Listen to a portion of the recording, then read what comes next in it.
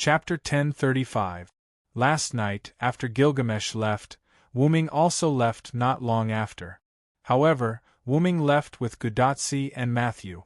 The method was simple. Whether it was using magic or mental power, Wuming could take the two away without waking them up. After returning to the Chaldean embassy, Wuming saw Merlin, who was secretly eating at the table on the first floor. After chatting with Merlin for a while, Wuming took Gudatsi and Matthew upstairs.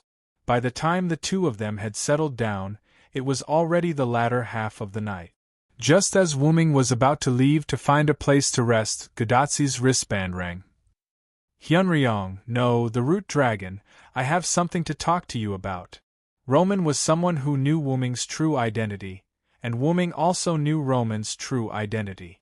And Roman came to Wuming so mysteriously at this time, and even addressed Wuming as the root dragon.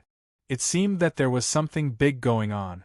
Less than 20 employees of Chaldea have gone to rest. The director and her followers are still maintaining the Holy Grail and will not let Chaldea contact the outside world. Da Vinci has also returned to his workshop. Tachika and Matthew are also asleep, so Roman came to contact Wuming when no one else was around. Obviously, he must have something important to say. Are you feeling uneasy about the enemy who burned humanity? Wuming asked casually. On Chaldea's side, Roman fell silent. It was obvious that he did not expect Wuming to tell the truth. It was not difficult to guess. Roman came to Wuming secretly because he did not want others to know. Only secrets must be kept. And there was indeed a secret between Roman and Wuming. That was, Wuming and Roman knew each other's true identities. And this involved the mastermind behind the burning of humanity. After all, Gydia and Roman were inextricably linked. So, Roman came to Wuming because of Gydia. No, to Roman, it was because of the mastermind behind the scenes, the fake Solomon. After all, Wuming did not tell Roman that the fake Solomon was the tactic Gydia created by Solomon. I don't know why, but I keep feeling uneasy. I know you know the enemy's situation very well. Can you tell me? Roman did not know the details of the enemy. Wuming did not tell him, and he only saw a hint of danger before he gave up his power. However, I refuse. Wuming refused without thinking. Wait a minute, why even Roman could hear Wuming's perfunctory tone. The reason is simple. Wuming found a stool and sat on the bed where Gudatsi and Matthew were. He chatted with Gudatsi's wristband. Although it was a little strange to chat with someone who was sleeping soundly. Anyway, there was magic on Gudatsi and Matthew. He did not have to worry about waking up Gudatsi and Matthew. You're now a human, Roman Acheron. You're no longer any powerful existence. You don't have the ability to save everything. You've been like this since you became a human. You're just an ordinary medical staff. Wuming did not know if Roman had a trump card. Even if he did, it was uncertain whether it would be effective against Gydia, who had the black soil. And there was one more thing. Roman was a human at the moment, and he was a human who was not as good as Gudatsi. The matter of defeating the mastermind behind the scenes was not his responsibility. He was qualified to take back the future of mankind as a human. However, he could only do it as a human. As a human, he did not have the power to do it. This was the price he had to pay for giving up all his power to become a human, even if he had seen the crisis of mankind on the eve of giving up his power. In a sense, this was what he deserved. If it's you, you should understand one thing. Everyone has to admit the consequences of their decisions, whether the consequences are good or bad. So, you just have to be an honest medical staff. Roman, who heard this sentence, was sitting on a special sofa in Chaldea. He pressed one hand on the other hand as if he was touching something under the glove. Roman's expression was a little lonely. But that's enough from you, once King Solomon. Wuming instantly interrupted Roman's words and also revealed Roman's true identity. That's right, Roman was King Solomon. He was the follower of the former director, Maris Billy Animusphia, who participated in the Winterwood Holy Grail War 10 years ago. After winning the Holy Grail War, he became an ordinary human by making a wish. On the eve of losing all his power and becoming a human, he used his clairvoyance to see the burning of humanity. However, because he was powerless, he could only desperately learn in an attempt to use the identity of a human to save the future. That was why he, the real one, thought that the guy who called himself Solomon was a fake. He was also almost suspected by Gadotsi and the others because he helped Solomon to explain. You want to be an ordinary person and also want to save the world. How can there be such a good thing in the world? I'm afraid you're a little whimsical. Wu Ming mocked mercilessly. Moreover, this is the result of your own choice. You can't regret it. You have to face it, and admit it. Don't worry about it and don't try to stop it. You have to know that if the sky falls, there are tall people to hold it up, and you're just an ordinary human now. After that, Roman's rather weak voice came from Gadotsi's bracelet. Know that. Didn't I say that if the sky falls, there are tall people to hold it up? What are you, an ordinary human, worrying about? Roman was frightened by Wu Ming's reprimand and didn't dare to speak. Wu Ming picked his ears as if he was bored. He spoke as if he made the final decision for Roman. In short, your mission is to help Tachika save humanity, heal Matthew's broken body, assist Olga Marie in managing Chaldea, and leave the rest to me. After all, Wu Ming was partly responsible for Gidea's mutation. He couldn't leave the black mud alone. He also had to take responsibility for what the black mud caused. However, the difference between Wu Ming and Roman was that Wu Ming had the ability to solve all of this, and Roman didn't have such ability. Actually, I just wanted to say that my trump card can't be called a trump card 100%. Plus, I don't know why, but I have a bad feeling, so I wanted to ask you to help me. Roman in Chaldea loosened his crossed hands and smiled awkwardly. Wu Ming, who was in a different time and space from Roman, narrowed his eyes helplessly. He looked like a dead fish.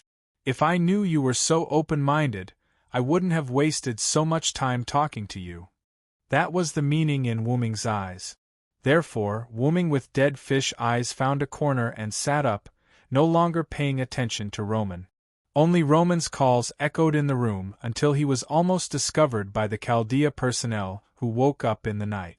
As for Wu Ming, he sat there until daybreak. That was what happened last night. Wu Ming looked at the door where Gadotsi and Matthew left, then he stood up and walked out. In fact, although Wu Ming and Roman's conversation was very casual, Wu Ming also had thoughts and speculations. Wu Ming believed that Gidea might have become stronger. Chapter 1036. Roman didn't know that the so-called mastermind behind the scenes was actually Gaia, the magic technique he had developed himself. However, the guy who claimed to be Solomon, who appeared at the London Singularity, was indeed himself. Therefore, in Roman's opinion, the enemy was likely to simply control his corpse and impersonate Solomon. Therefore, no matter how powerful Roman's trump card was, it could only target his controlled corpse and could not eliminate the mastermind behind the scenes. Therefore, Roman did not have much confidence in using his hidden means as a trump card. Under such circumstances, Roman even felt uneasy. This meant that his hidden means were probably useless, which was why he came to Wu Ming. Wu Ming had always believed in intuition, so he also had a certain degree of trust in the intuition of others. What did Roman's worry mean? Roman did not know who the enemy was, but Wu Ming knew very well. This meant that Gidea was likely to have gotten rid of the restrictions of Roman's hidden means, and there was no doubt that Gidea had become stronger. Although Wu Ming was not afraid of Gidea, this information was indispensable to Wu Ming. In short, he would deal with whatever came his way. He bid farewell to everyone first and returned to the route. Not long after, Wu Ming also went downstairs. After going downstairs, what entered Wu Ming's eyes was naturally the scene of Gadotsi and the others eating breakfast. At the rectangular table, Gudatsi and Matthew sat on one side, while Merlin and Anna sat on the other side. The four of them had a rather bland and small breakfast. This was made by Anna. Because there was not much food, it was bland and in small quantities. Wuming randomly found a seat and sat next to Anna. He did not know if Gudatsi and Matthew had recovered, but Wuming decided to sit opposite them. "You're about to leave, why don't you have a good meal?" Wuming then joked. "Hee, the Uruk is quite short of food at the moment. Let's have breakfast as a memento," Gudatsi answered Wuming with a smile, as if she was not the one blushing earlier. "I'm a little reluctant," Matthew said softly. However, Matthew's face was still slightly red. It seemed that Matthew's skin was not as thick as Gudatsi's. "After all, we're integrated into the Uruk city." Merlin took a sip of the clear soup and smacked his lips. "Tsk, it seems that I can't live without Uruk food, ha ha ha ha." Even if it was bland, the taste of Uruk had left a mark on Merlin's taste buds in the past 6 months. As expected of Merlin, Anna glanced at Merlin and sneered in a cold voice. "After all, it's me." However, Merlin seemed to have received some kind of praise and was quite pleased. "Well, who could be more thick-skinned than Merlin? Anna, are you okay?" Wuming, who had chosen to ignore Merlin, suddenly asked Anna beside him. When he chatted with Merlin last night, Wuming learned from Merlin that Anna had used the power of the Holy Grail to transform into Gorgon. Together with Ereshkigal, they had dealt with the 5 powerful demonic beasts that attacked the Uruk. Although Anna had now recovered her body, he was still worried about Anna's Wuming, so he decided to ask. "I'm fine." Anna shook her head. Although Sakura Madu was in the Holy Grail that Wuming gave to Anna, the function of the Holy Grail still existed. Using the power of the Holy Grail to transform into Gorgon, and then using the power of the Holy Grail to recover, it would not affect Anna, nor would it cause any harm to Sakura Madu in the Holy Grail. Anna put down the bowl, and then took out a golden crystal from her arms. "I'll give this back to you." After Anna used the Holy Grail, it became like this, but Sakura Madu was still inside. "I'm a servant, I can't bring her back." That was the reason why Anna returned the Holy Grail to Wuming. "I know, I will bring Sakura Madu back to her time." Wuming nodded and put away the crystal. "By the way, assassin, what happened to the Holy Grail in Tiamat's body?" The Holy Grail that disturbed this time was in Tiamat's body, and at this time, Tiamat was defeated by Wuming, so it was reasonable to say that the Holy Grail should have appeared. Matthew's face was also red. He had also forgotten about the Holy Grail.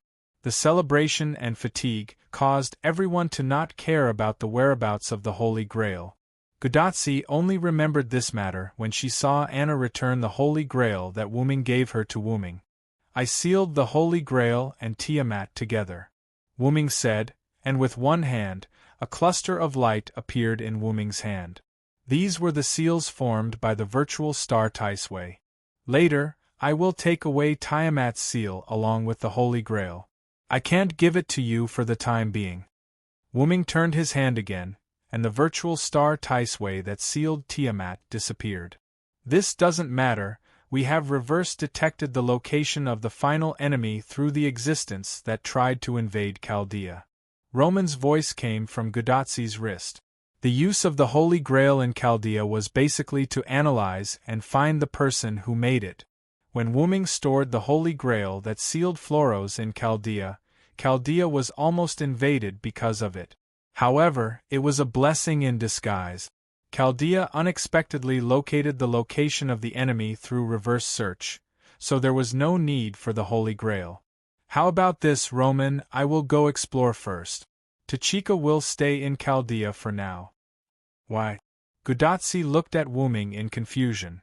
She had passed through all 7 singularities, so why did she need to be so careful when facing the final enemy? Moreover, Gudatsi couldn't bear to see Wuming in danger alone. Similarly, Matthew couldn't do it either. Senior Villo, I think it's better for us to go with you." Little Eggplant was rarely serious. However, Wuming smiled. "You've misunderstood. I just need to verify something. If I go with you, I'm afraid I'll hurt you. Both Gurgle and Mashu nodded their heads as if they suddenly understood. With Wuming's powerful strength, it was very likely that he would hurt his allies. However, Roman and Leonardo da Vinci in Chaldea noticed something. How could a strong person like Wuming accidentally hurt his allies? It was obvious that Wuming didn't want Gudatsi to be in danger. But in the end, Roman agreed with Wuming's decision. All right then. Tachika and Matthew will go back to their rooms to rest after returning to Chaldea. We'll wait for Hyunryong's notice before we act. No matter what, Gudatsi wasn't as powerful as Wuming. She was just an ordinary person. If something happened to her, it would be over. Wuming nodded. After you finish eating, we'll go to the Divine Tower to bid farewell to Gil and the rest. At the same time, Wuming also freeloaded a meal. Chapter 1037. At the bottom of the tower, Wuming, Gudatsi, Matthew, Merlin, Anna, Mayu, and Ereshkigal came together. The reason why Mayu and Ereshkigal came with Wuming and the others was that when everyone was in the middle of breakfast, Mayu came to the Chaldean embassy with an embarrassed look on her face. Mayu just came to Wuming, and the reason why she took Ereshkigal with her was to repay Ereshkigal for staying the night last night. She took Ereshkigal shopping with her. That's right, Wuming came back late last night, and when everyone finished the banquet, Mayu left with Ereshkigal. After knowing that Mayu was Wuming's sister, Ereshkigal was quite serious about building a small house for Mayu in the underworld. By the way, because Mayu was a servant at the moment, the underworld would not cause any harm to Mayu. Last night, Mayu and Ereshkigal slept in the underworld. At the bottom of the tower, the soldiers who went to report to Gilgamesh returned and invited everyone to enter the tower. Wuming and Mayu walked in the end because Wuming and Mayu whispered to each other. Mayu, I didn't take good care of you. How did you sleep last night? Wuming held Mayu's hand with an apologetic look on his face. First, he tried to remove the black mud that fused with Tiamat. After that, he talked to Gilgamesh and sent Gudatsi and Matthew back to the Chaldean embassy. After that, he discussed with Roman. After that, he thought about the clarity from Roman's words. After all these things were done, the sky was almost bright. Sister L is very good to me. You don't have to worry about me, Brother Wuming, and I'm not an insensible child. Feeling the warmth of Wuming's palm, Mayu responded to Wuming with a warm smile, indicating that she understood him. Wuming couldn't help but sigh. He suddenly remembered Mayu's problem when he was eating. Fortunately, Mayu could find him by herself. However, it was still thanks to Ereshkigal. I have to thank her later, Wuming thought as he watched Ereshkigal's back. Ereshkigal, who noticed that someone was watching her, couldn't help but blush, and her body became stiff. Ereshkigal knew who was looking at her. Only Wuming and Mayu were behind her. It was not intentional. As if it was a coincidence, Gudatsi, Matthew, Anna, and Merlin took the lead, and Wuming and Mayu deliberately stayed behind, so Ereshkigal could only be in this position. Thank you for taking care of Mayu. Wuming, who walked quickly to Ereshkigal's side, thanked her. As for this name, it was a simplification of Ereshkigal. After all, Ereshkigal was a bit too long. No, it's nothing. Ereshkigal talked about her hair and waved her hand generously. Of course, it would be better if she didn't speak so nervously. You now have my divinity. The underworld can no longer restrict you. For the next period of time, you can live well on this land. This was both Wuming's gratitude to Ereshkigal and Wuming's sympathy for Ereshkigal's past. Yes, you are leaving soon. Ereshkigal, who was originally nervous, suddenly became lonely. This was the tragedy brought about by time travel. The two sides were not of the same era, and they had to be separated in the end. Humans basically prohibited or restricted the technology of time travel. This was also one of the reasons. Ereshkigal sped up and distanced herself from Wuming and Mayu. Brother Wuming, can't we meet Sister L again? At this moment, Mayu also seemed a little unhappy. Children were very emotional, especially little girls. Although Mayu had experienced life and death, it did not mean that she had adapted to it. On the contrary, Mayu was more sensitive to such things. In addition, Ereshkigal's temper and personality were very suitable for Mayu's liking. Mayu was familiar with her face, so the two got along well in this short time. For Mayu's question, Wuming smiled casually. How is it possible? When everything is solved, we can come to see your sister Elle again. We can even bring her to live in the modern world. For humans, time travel was a dangerous function that needed to be restricted or prohibited, but for Wuming, it was something that could be done casually. Really? That's great, Brother Wuming. Mayu recovered again. Seeing Mayu become emotional, Wuming touched Mayu's head with some emotion. You have changed a lot during the time I was not around you. It seems that the contact with Ilya and others has made Mayu grow stronger. Really? Mayu herself was unaware of it. You are cuter than before, after Wuming said jokingly. He directly picked up Mayu and put her on his shoulder.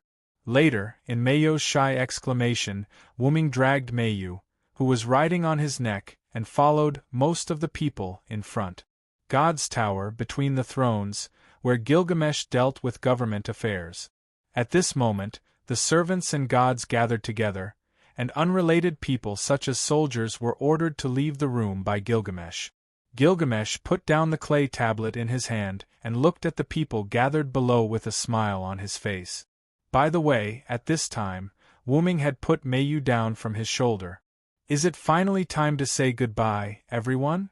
Gilgamesh first glanced at the servants he summoned, and now only Nawakamaru, Zhuge Kongming, Leonidas I, and Merlin were left. Then Gilgamesh looked at Ishtar, Quizard-Coyotl, Ereshkigal, and Anna standing in the corner. In a sense, the three goddesses' alliance finally stood on the side of humans. Later, Gilgamesh looked at Wuming and Enkidu standing together, and Wuming's sister in modern times. His sister aside, Wuming and Enkidu would certainly not stay here, they had their own things to do. Ignoring the leopard man and Funbaba, who were hiding and playing, Gilgamesh finally looked at Gadotsi and Matthew. The last master of mankind, Tachika Fujimaru, and her servant, Matthew Gilead, this king has seen your performance during this time in Uruk. Although you are still very weak, this king believes that even without the help of Hyunryong and others, you can still save this era. Gilgamesh's praise made Gadotsi and Matthew quite happy. After such a long time of contact and communication, Gadotsi and Matthew were no longer afraid of Gilgamesh. They now sincerely admired this most ancient king. King Gilgamesh, thank you and everyone for taking care of us during this time, we will not forget you. This was a farewell. Gadotsi didn't just look at Gilgamesh, she also looked at everyone around her. Tachika, especially me, you have to remember me well. Quizard came to Gadotsi and hugged Gadotsi, making Matthew panic. And me, don't forget the great leopard man. No one knew when the leopard man ran over and joined in the fun. You are a master, maybe you can summon us as servants to your side. Ereshkigal's tone was quite serious. Humph. Although you can't summon us deity-level servants, that's all that matters, Ishtar said mercilessly with his arms crossed. Goodbye, everyone. Anna's farewell was quite concise. In Anna's view, even if a human master couldn't summon god-level servants, there was still a chance to meet them. Lord Fujimaru, you can try to summon me next time. I will kill all your enemies for you. Nawakamaru seemed to have walked out of the shadow of sadness, worthy of being a warrior.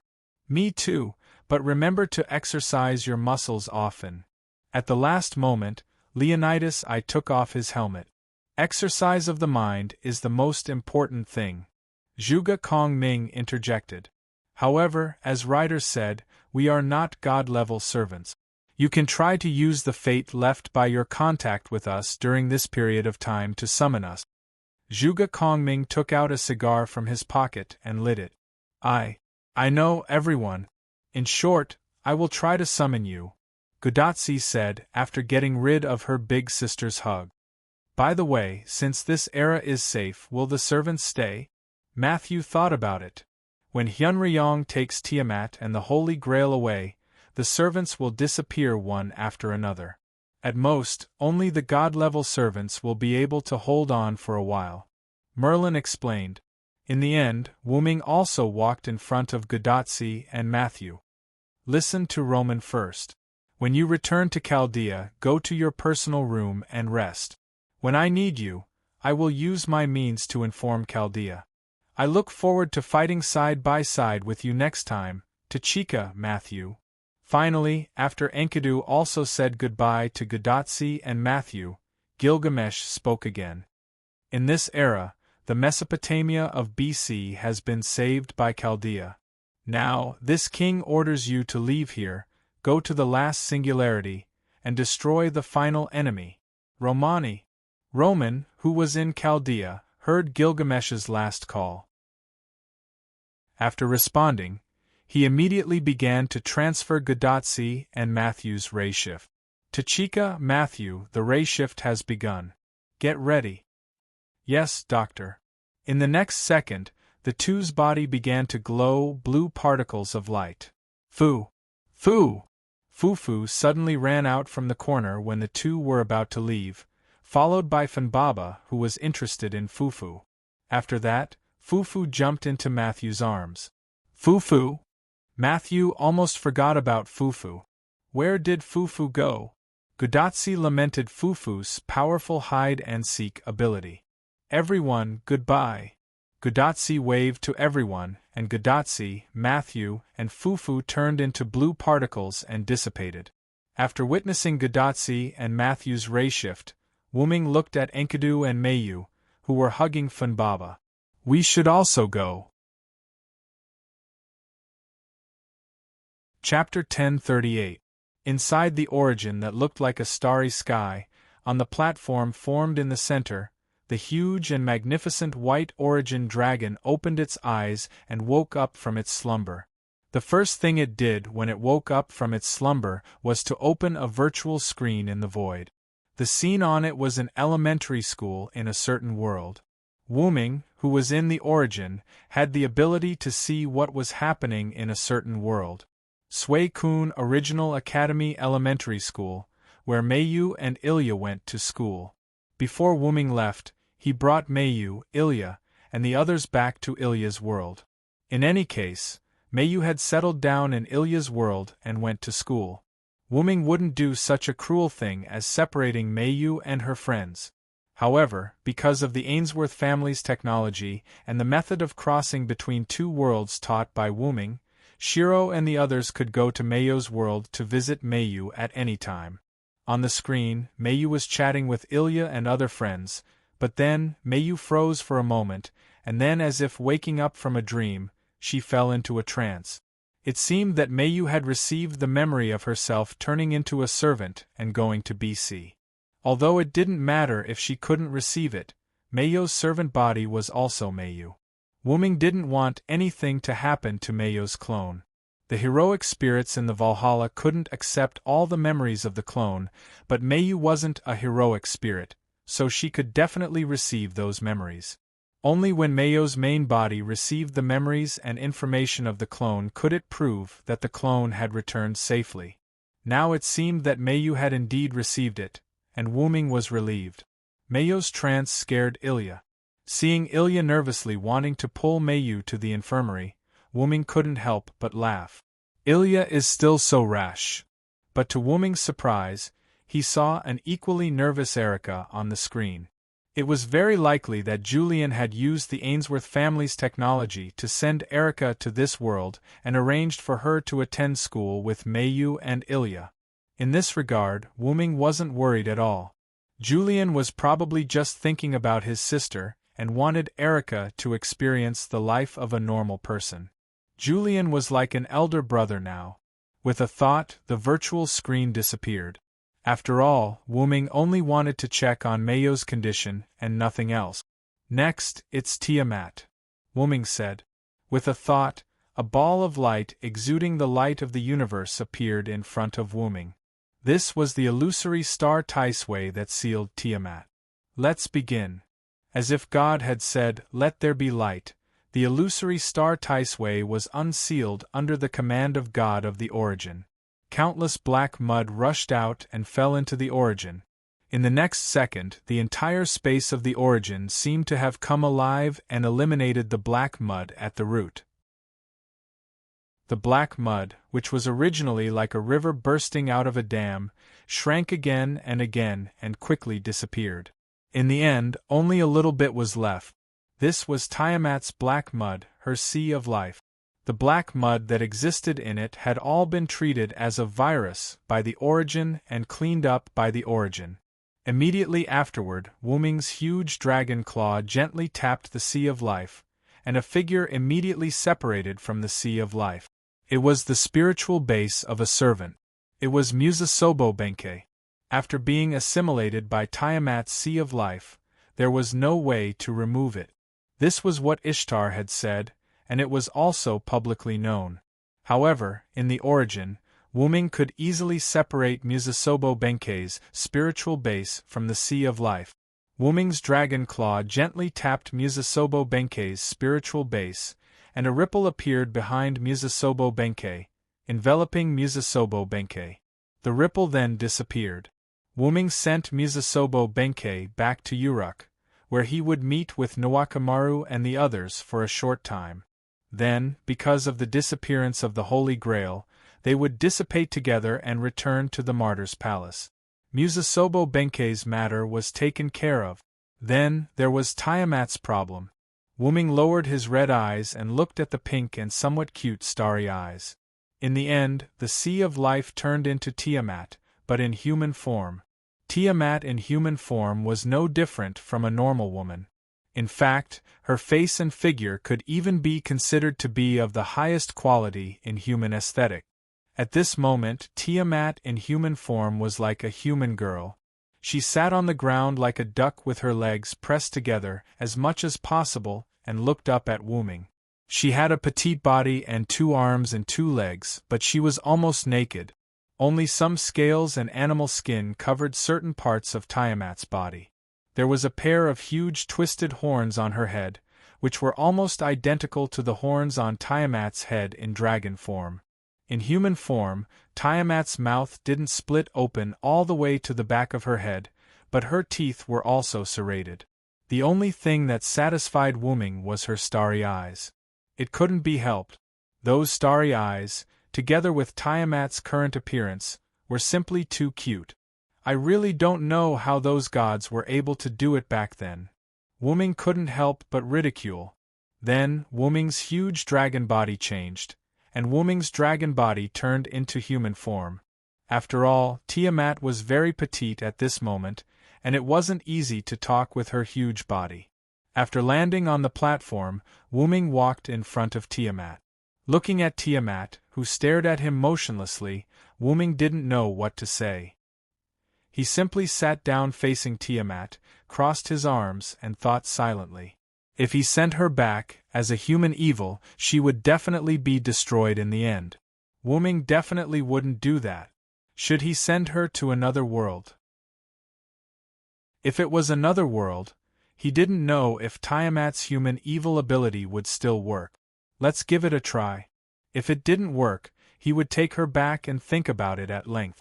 However, just as Wuming was thinking, Tiamat moved. Tiamat leaned forward slightly, stretched out her hands, and hugged Wuming's head. Then, while Wuming was in a daze, Tiamat put Wuming down. Then, she placed Wuming's head comfortably on her lap. Obviously, it was a knee pillow. Wuming didn't react at all. Or rather, Wuming was dumbfounded. Although the black mud was removed, Wuming also thought that Tiamat might attack him. However, he didn't think that Tiamat would give him a knee pillow. This was too ridiculous. Wuming couldn't believe it at all. However, it was quite comfortable. "Child. My child." A delicate and ethereal voice came out of Tiamat's mouth. Wuming had some guesses about this. Tiamat's desire for children led her to treat Wuming as her own child, and the knee pillow was just a way for Tiamat to love her child. However, the one she should love wasn't herself. She should love someone else. Shaoan, come out for a second. Wuming swung his hand and threw out the golden chain wrapped around his arm. The chain turned into a beautiful green-haired person, Enkidu. Lord Hyunryong, do you want me to replace you? Enkidu smiled bitterly. She wasn't stupid, and she had been watching from the side. How could she not understand Wuming's meaning? Just call me Wuming at this time. We're not in Uruk anymore, Wuming corrected her. Yes, Lord Wuming. Then Wuming nodded. Also you're right. Come and enjoy Mother's love for me. Ever since Enkidu came out, Tiamat had noticed her. Enkidu smiled bitterly again and walked to Tiamat's side. Then, without a doubt, she was also put down and laid on Tiamat's knee pillow. Chapter 1039. The current Enkidu was Enkidu after fusing with Kingu, so Enkidu could be considered Tiamat's son. That was why Wuming wanted to let Enkidu enjoy this motherly love on his behalf. However, why do I have to continue resting on my knees? Wuming tilted his head and body as if he was resting on a pillow. There's no other way, Lord Wuming. It's probably because you're also Mother's son. Enkidu, who was also leaning on his knees, was facing Wuming with a smile of schadenfreude on his face. Indeed, Hyunryong's rumors mentioned that Hyunryong was Tiamat's son, and that Ulidim and the other magical beasts called Wuming Rum.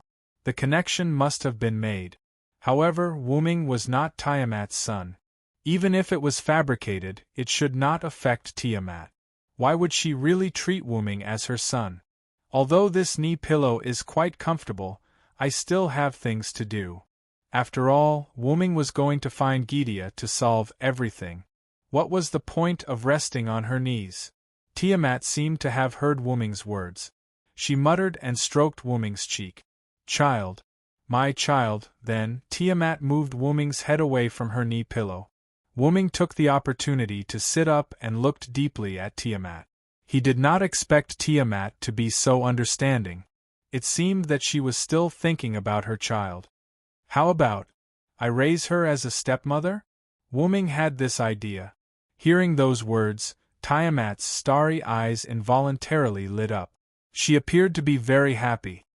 Lord Wuming, Mother is probably happy that you've acknowledged her as your mother. Enkidu understood Tiamat. She could tell that Tiamat was very happy. As she spoke, Enkidu tried to sit up. However, Tiamat pressed down on Enkidu's head and stroked it. Wuming smiled helplessly. It was not a big deal to have a mother out of nowhere. It was better to have a long-term plan. However, Wuming did not directly reject this idea. Let's not talk about my matters for now. I'll have to trouble you to stay here and enjoy the motherly love for me. Similarly, Wuming also stroked Enkidu's head. Then I'll have Kalas follow you. If you don't bring me along, I'll be worried. Enkidu's face was slightly red, but she was very serious. I'll always be with Master. Kalas on Wuming's head made her presence felt. My backup machine is also close to perfection. I can guard the great source on my own. Then, Wuming turned his head and looked into the void. In the next second, little Wuming No. 1's backup machine suddenly appeared out of thin air. Then, the backup machine steadily walked to Wuming's side and laid down on the platform. Once an external entity attempted to enter or attack the great source, Wuming's backup machine would be able to defend against it. Using an analogy, the great source was the home, and Wuming's backup machine was the AI butler. After Wuming activated the backup machine, his body suddenly transformed into a gigantic great source dragon. Then, I'll be leaving. In the next second, the dragon flew to the side, and disappeared as if it had fallen into an illusion. Go early. Come back early. Tiamat waved her hand stutteringly at the direction where Wuming disappeared, looking very much like a mother sending her son off. Looking at Tiamat like this, Enkidu was a little jealous. You love your child so much. Why did you abandon Kingu? Enkidu and Kingu fused at the Mesopotamia singularity. Tiamat's abandonment of Kingu was naturally engraved in Enkidu's mind. Know that, Tiamat stuttered as she explained. Enkidu's eyes lit up when he realized that there might be something behind the scenes. He quietly listened to Tiamat. Tiamat also stuttered as she explained. However, because of her stuttering, it would probably take a while. Between the worlds, in a large world filled with scenes of the universe, huge transparent spheres floated there one after another, like stars in the universe. These huge spheres were worlds. At some point, a huge white figure suddenly appeared. It was Wuming in his dragon form. No matter how many times I come, this scene always amazes me. Wuming's huge dragon eyes flashed with the light of the universe. Worlds existed in this way, and Wu Ming was very interested in this phenomenon. Let's take a good look around. After all, traveling between worlds was a wonderful thing. Following this, Wuming flew in a certain direction. Wuming had gone to find Gidia last time, so he naturally remembered the route. However, even if he did not remember, Wuming could still find Gidia by relying on the attraction of their origin powers. Not only had Gidia become stronger, but so had Wuming. In other words, as long as he stayed in the Great Origin, Wuming would continue to grow stronger. In addition, Wuming's body had experienced many years in the box world, and the passage of time had become the best catalyst for Wuming to become stronger. However, the origin dragon before and after reaching adulthood were two different existences. The difference was like the difference between an ant and a dragon. As an existence who was only one step away from becoming an adult origin dragon, Wuming could sense this. In fact, it was best for Wuming to wait until he reached adulthood before finding and killing Gidia. That was the safest way. However, time waited for no one.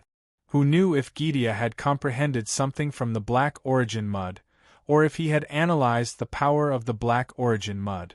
And most importantly, Gidia must have had something to do when he burned the human essences, and Wuming had to stop him. Now, it was too late for Wuming to figure out how to cross that step and reach adulthood. As mentioned before, the adulthood of the origin dragon wasn't something that could be achieved with time alone. As for how to do it, Wuming didn't know, so Wuming needed time to figure it out. For example, Wuming was like a prince who had been stranded in the world. He relied on his own efforts to return to his country, but after finding the palace with great difficulty, he wanted to find the royal family to learn how to become stronger, only to find that the royal family was all dead, and there was no way to find anyone to learn how to become stronger. However, if Wuming could stay in the palace for a while longer, he might be able to find a way to become stronger. But this required time, and Wuming didn't have time. I'm already very strong now. Even if Gidia completely grasps the secret of the Black Origin Mud, he can only tie with me at best. This was Wuming's worst-case scenario. Wuming had experienced a lot since the last time he fought Gidia. If Wuming encountered Gidia at the same level as last time, he would definitely be able to crush him.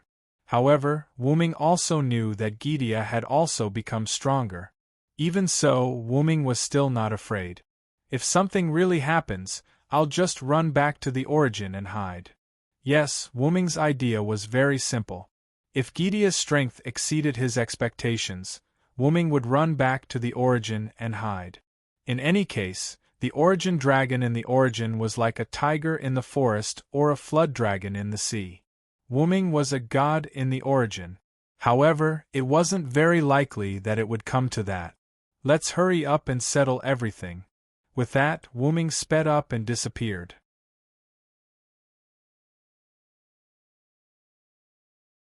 Chapter 1040. Between the worlds, in a certain place filled with the scenery of the universe, there was a small independent world that had separated itself from the original world. At a closer look, it seemed to be a group of open-air platforms of various shapes and colors. There was a spotlessly white platform that was larger than the other platforms. At the same time, it was located on top of the other platforms. The other platforms revolved around this platform that was much taller than them, like stars surrounding the moon. On this spotlessly white platform, there was a spotlessly white jade seat in the center. If it wasn't for the dark universe with specks of starlight as the background, but instead the blue sky and white clouds, this place would probably be a beautiful scenery. However, the spotlessly white jade seat contrasted with the cosmic-like background between the platform and the world, making it stand out and rather eye-catching. On the jade seat on the platform, there was a humanoid existence that was much taller than ordinary humans, sitting upright on the jade seat. He seemed to be the master of this independent small world. He was Gidia, the existence that had impersonated King Solomon and commanded the 72 demon god pillars, the demon god King Gidia. At this moment, he seemed to be waiting for someone. Not long after, a spotlessly white figure flew over from the cosmic-like sky. It was Wuming in his dragon form. "You seem to be waiting for me." Wuming's voice came from the mouth of the origin dragon. Unlike his original rough voice, Wuming's voice did not change when he was in his dragon form. "Because I knew you would come looking for me." Gidia's voice was as rough as ever. "Then do you know that today is the day you die, Gidia?" Wuming opened his huge dragon mouth, gathering white flames that contained the power of origin. Then, he instantly shot it out. This was a killing move filled with power. Rumble! The sound of something huge moving was heard. Countless vines appeared out of nowhere, forming a net that blocked Wuming's flames of origin. The net could not withstand the burning of the fire of origin. In an instant, the vines that made up the net were broken and burned to ashes. However, in the next second, new vines would appear to fill in the gaps in the net. Only then was Wuming's origin flame blocked. However, upon closer inspection, it wasn't vines that formed the net. Instead, it was pillars of flesh that were covered in eyes.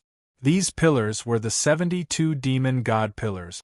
No, they should be called the 71 demon god pillars now.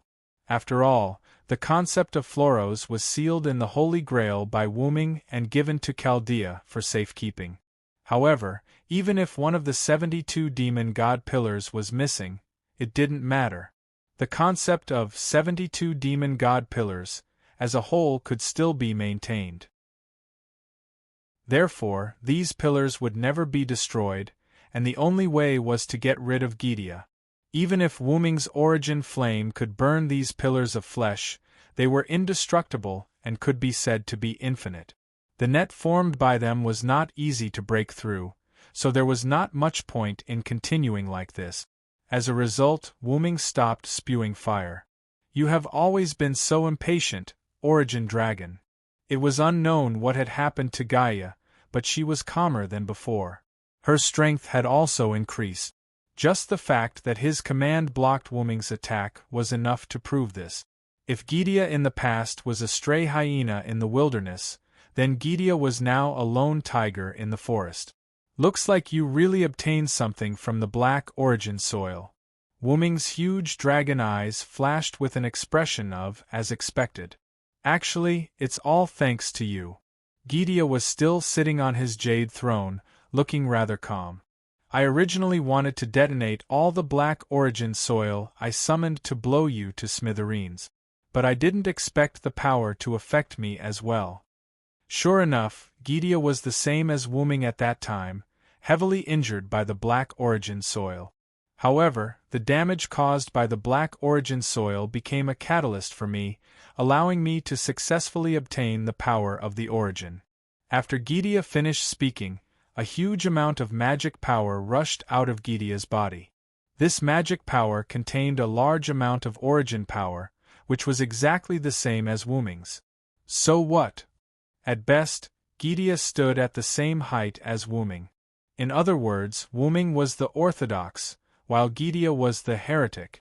However, Gidia did not care about Wuming's disdain. Instead, he changed the topic. "Do you know why I wanted to burn human reason?" Wuming naturally did not know. Humans are ugly, cruel, bloodthirsty, and full of evil. Gidia began to criticize humans. Although there are excellent and kind humans, it is undeniable that most humans are pests on this planet. They are trash, a danger that must be eliminated. Gydia was a little agitated. He even stood up and spread his hands. I want to destroy humans, destroy human history, destroy the proof and records of human existence, and destroy these existences that make me feel disgusted. If that was the case, it was obvious that Gydia had done it. Human history had been burned. If it was not for the influence of Chaldea's magnetic field, humans would have gone extinct. However, this planet will give birth to humans again no matter what. This was something that could not be violated. This was something that would inevitably happen. At most, the next batch of humans and this batch of humans would have some differences, but they would be the same in essence. They would be ugly, cruel, and bloodthirsty. Therefore, I want to use the entire human history that I have burned as fuel to help me return to the past, reshape the species that ruled this planet, and change everything from the root. This was the truth of the burning of human reason. Wuming snorted at this. Are you trying to say that you're great? Wuming had encountered quite a few of these self-righteous fellows. Shiro Amakusa Shurjun was one of them. They only thought that humans needed to be saved and changed, so they began to act. They did not care about the sacrifices that would be made in the process, or how many people would be sacrificed. It could only be said that these people had good intentions, but their methods were wrong. No one could dictate the fate of others. Not humans, not gods, not Gydia, not Wuming. However, Wuming also knew that these people could not be changed with mere word. Only fists could stop them. As for how to change their minds, that was not something that Wuming could care about. In any case, Wuming was not prepared to let them live. Gydia had already grasped the black soil and obtained the power of the origin. Any existence with the black soil would view Wuming as a mortal enemy. Wuming did not know if Gydia could be saved in this situation. As such, there was only one answer left, and that was to completely kill them. At the same time, Gydia was thinking the same thing. This was because Gydia knew about the existence of the origin. Chapter 1041. Gydia was powerless to change all of this, which was why he wanted to burn human principles and use the energy obtained from burning human principles as a driving force to help Gydia return to the past and reshape humanity from its roots. Unexpectedly, Gydia obtained the black origin soil and also unexpectedly grasped the power of origin. If he could control the origin, it would be much more reliable than going back to the past to change humanity from its root. In addition, the existence of the black origin soil would have an indelible hostility towards Wuming, so Gydia could take advantage of the situation to get rid of Wuming and replace him to take control of the origin. And Gydia also had the same idea. Therefore, after Gaia had obtained the power of origin, it did not allow the mantras to recover. Gaia still retained the energy of the mantras after being burned, because it wanted to use it as a weapon to destroy Wuming's weapon. Ha ha ha ha, great? That's my duty. I'm not great. Gaia laughed. I am the product of the collective consciousness of the 72 demon god pillars. I am the evil of humanity standing on the opposite side of humanity. I am the number one beast, I who holds the principle of compassion.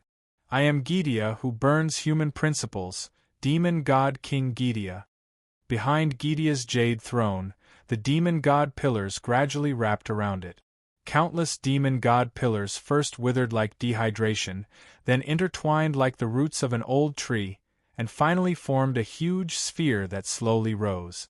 In the middle of the sphere, a red light appeared. It was filled with a huge amount of magic power, and this magic power was accompanied by a lot of origin power. Seeing this, Wuming felt a little uneasy. My duty is to burn human principles and reshape humanity. Everything I do is for this planet, for the world, and you will also become my fuel to help me reach the origin and save all the worlds. Along with Gydia's bold words, the red light in the middle of the tree behind Gydia suddenly expanded, and a purple ray that was magnified several times erupted at Wuming. Shoo!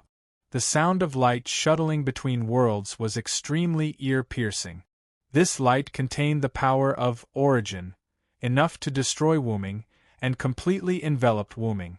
Not long after, the light gradually weakened until it dissipated. The huge tree ball also entered a charging standby state. The ray that penetrated Wuming and shot into the distance also exploded, causing the entire world to shake. Many worlds were affected. In fact, a few transparent spheres that happened to be in the path of the light directly disappeared. At Wuming's original position, the spherical light film covered Wuming's body, preventing Wuming from suffering any damage. This was the defense created by Wuming's armor of debate, and it needed to be powered by origin energy, so the barrier was covered in origin energy. Only origin power could fight against origin power, this was the law. Therefore, Gydia was only standing at the same height as Wuming. However, Gydia's move was enough to surprise Wuming.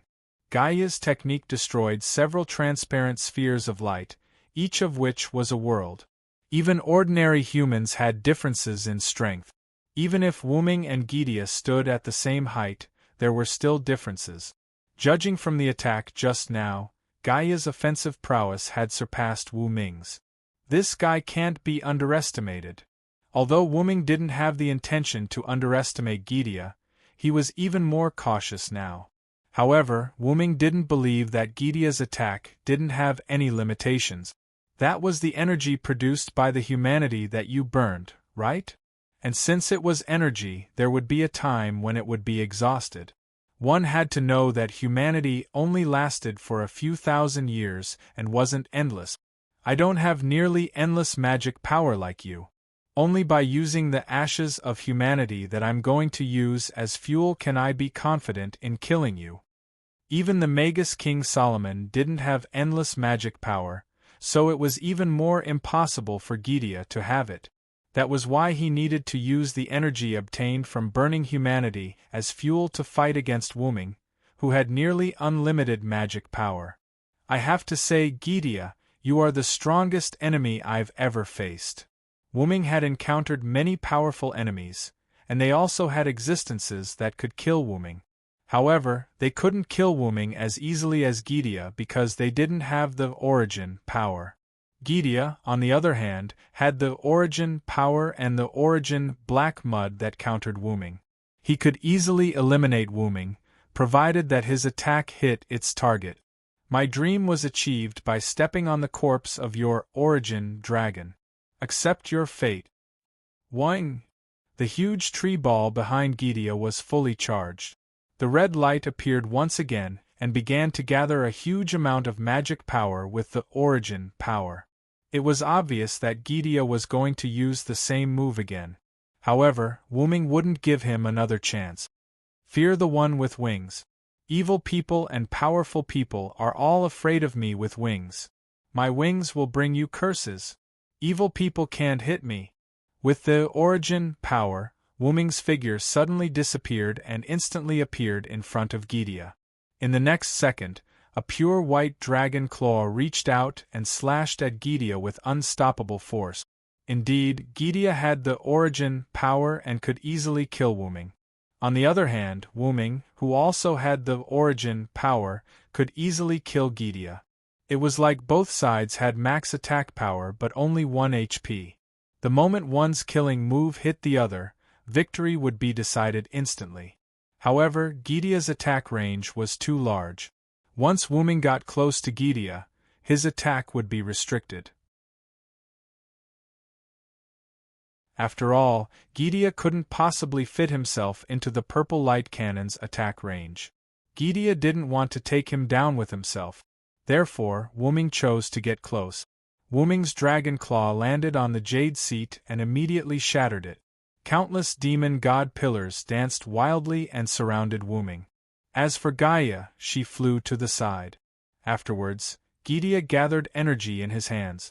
The black origin, black mud mixed with tremendous magic power was shot out from Gydia's hands, shooting at the huge Wuming. Light immediately shone from Wuming's body. The huge, origin dragon disappeared, replaced by Wuming's human form with the blade of salvation in hand. Wuming easily dodged Gidea's attack.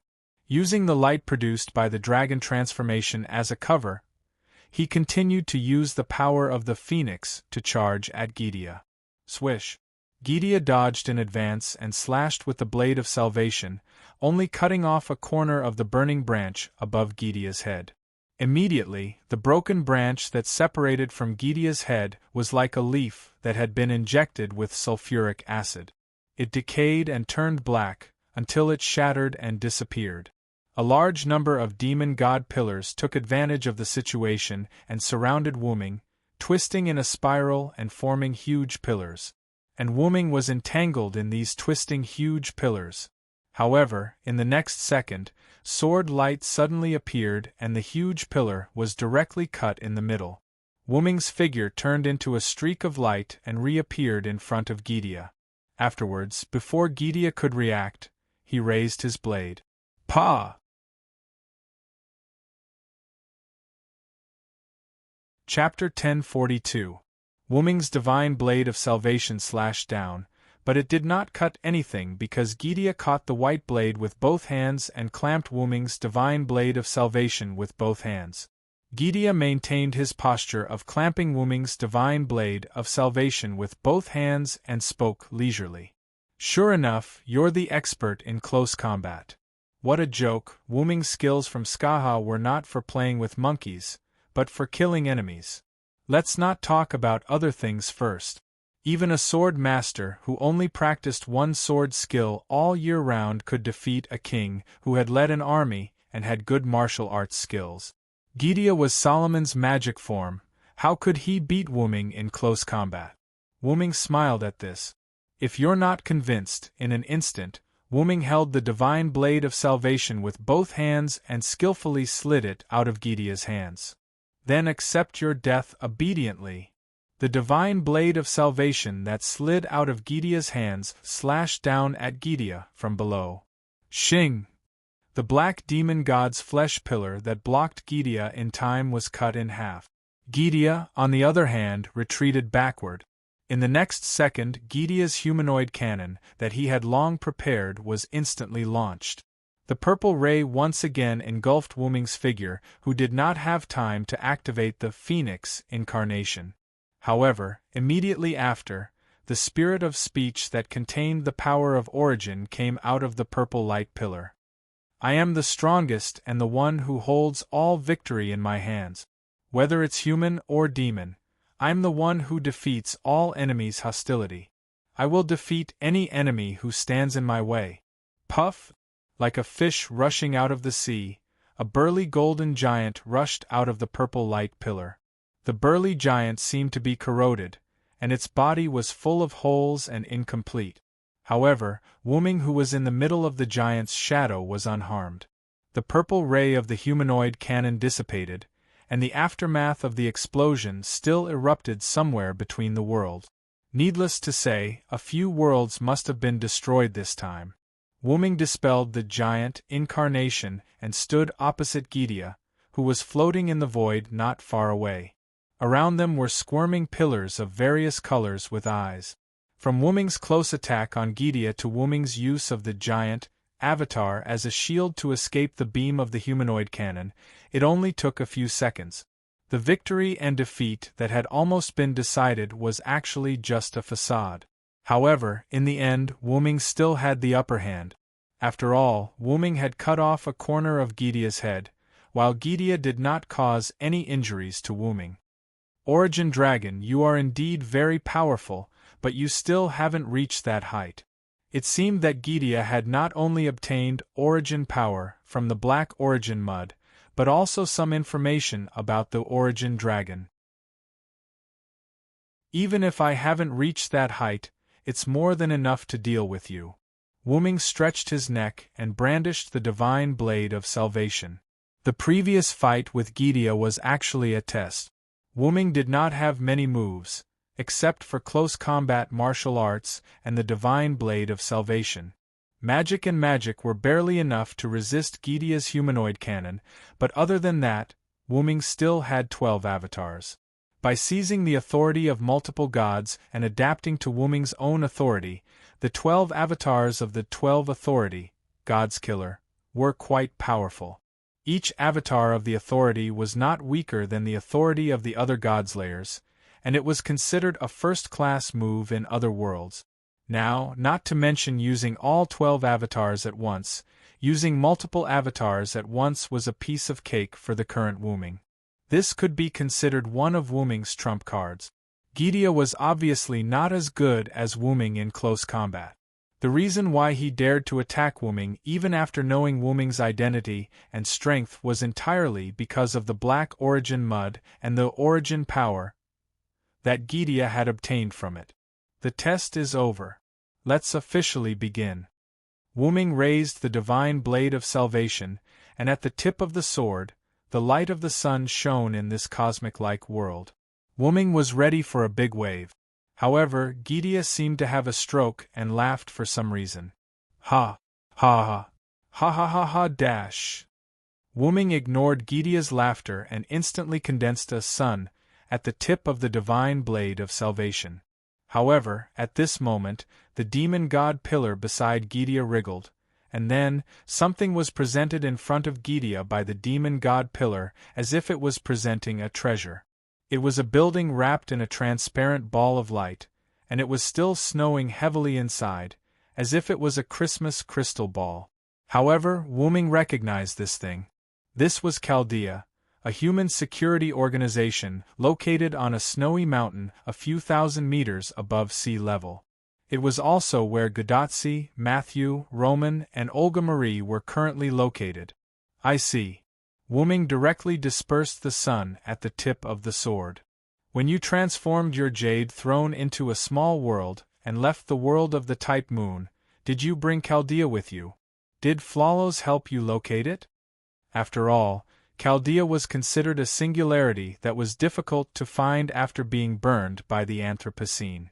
Gidea wouldn't be able to find it so easily, and the origin black mud and origin power weren't omnipotent. That's right. It was the moment Flawless escaped from your seal. He sent me Chaldea's location, but there's something I need to say. Gidea took the Chaldea crystal ball with one hand. Long before you entered the Mesopotamia singularity, I had already done this. In other words, whether it was Gudatsi and Wuming smoothly arriving in Mesopotamia or successfully solving the problem of the Mesopotamia singularity, it was all under Gidea's control. So, it seemed that the reason why Chaldea was able to reverse locate Gidea's lair was actually because of Gidea's instructions? At this moment, Wuming couldn't help but frown. Gidea taking this out now not only meant that he had been going easy on Wuming, but in a sense, he was also threatening Wuming. Because Gidea saw Wuming's concern. You really cherish these worlds. That's right, Wuming cherished the worlds between the worlds, or rather, he didn't want them to be hurt. The reason why Wuming fought in close combat and didn't give Gidea a chance to fire the light cannon was entirely because Wuming was afraid that Gidea's light cannon would affect other worlds. Wuming knew many people in many worlds, including many friends and family members. After Wuming saw that Gidea's humanoid cannon had the ability to destroy worlds, Wuming chose to fight in close combat with Gidea. Because Wuming didn't want these worlds to be destroyed, he didn't want his friends and family to be in danger. Moreover, although Wuming wasn't overly compassionate, and in a sense, Wuming was an evil person, even he didn't want to see the worlds with living creatures destroyed by Gidea's humanoid cannon. Whether it was the former or the latter, they were all reasons why Wuming wanted to stop Gidea from firing the humanoid cannon. Wuming was worried that Gidea would see through this, so he tried his best to hide his intention. He made the first move before Gidea fired the second humanoid cannon, which could be considered as an act of striking first to gain the upper hand. However, who would have thought that Wuming's intention would be seen through by Gidea?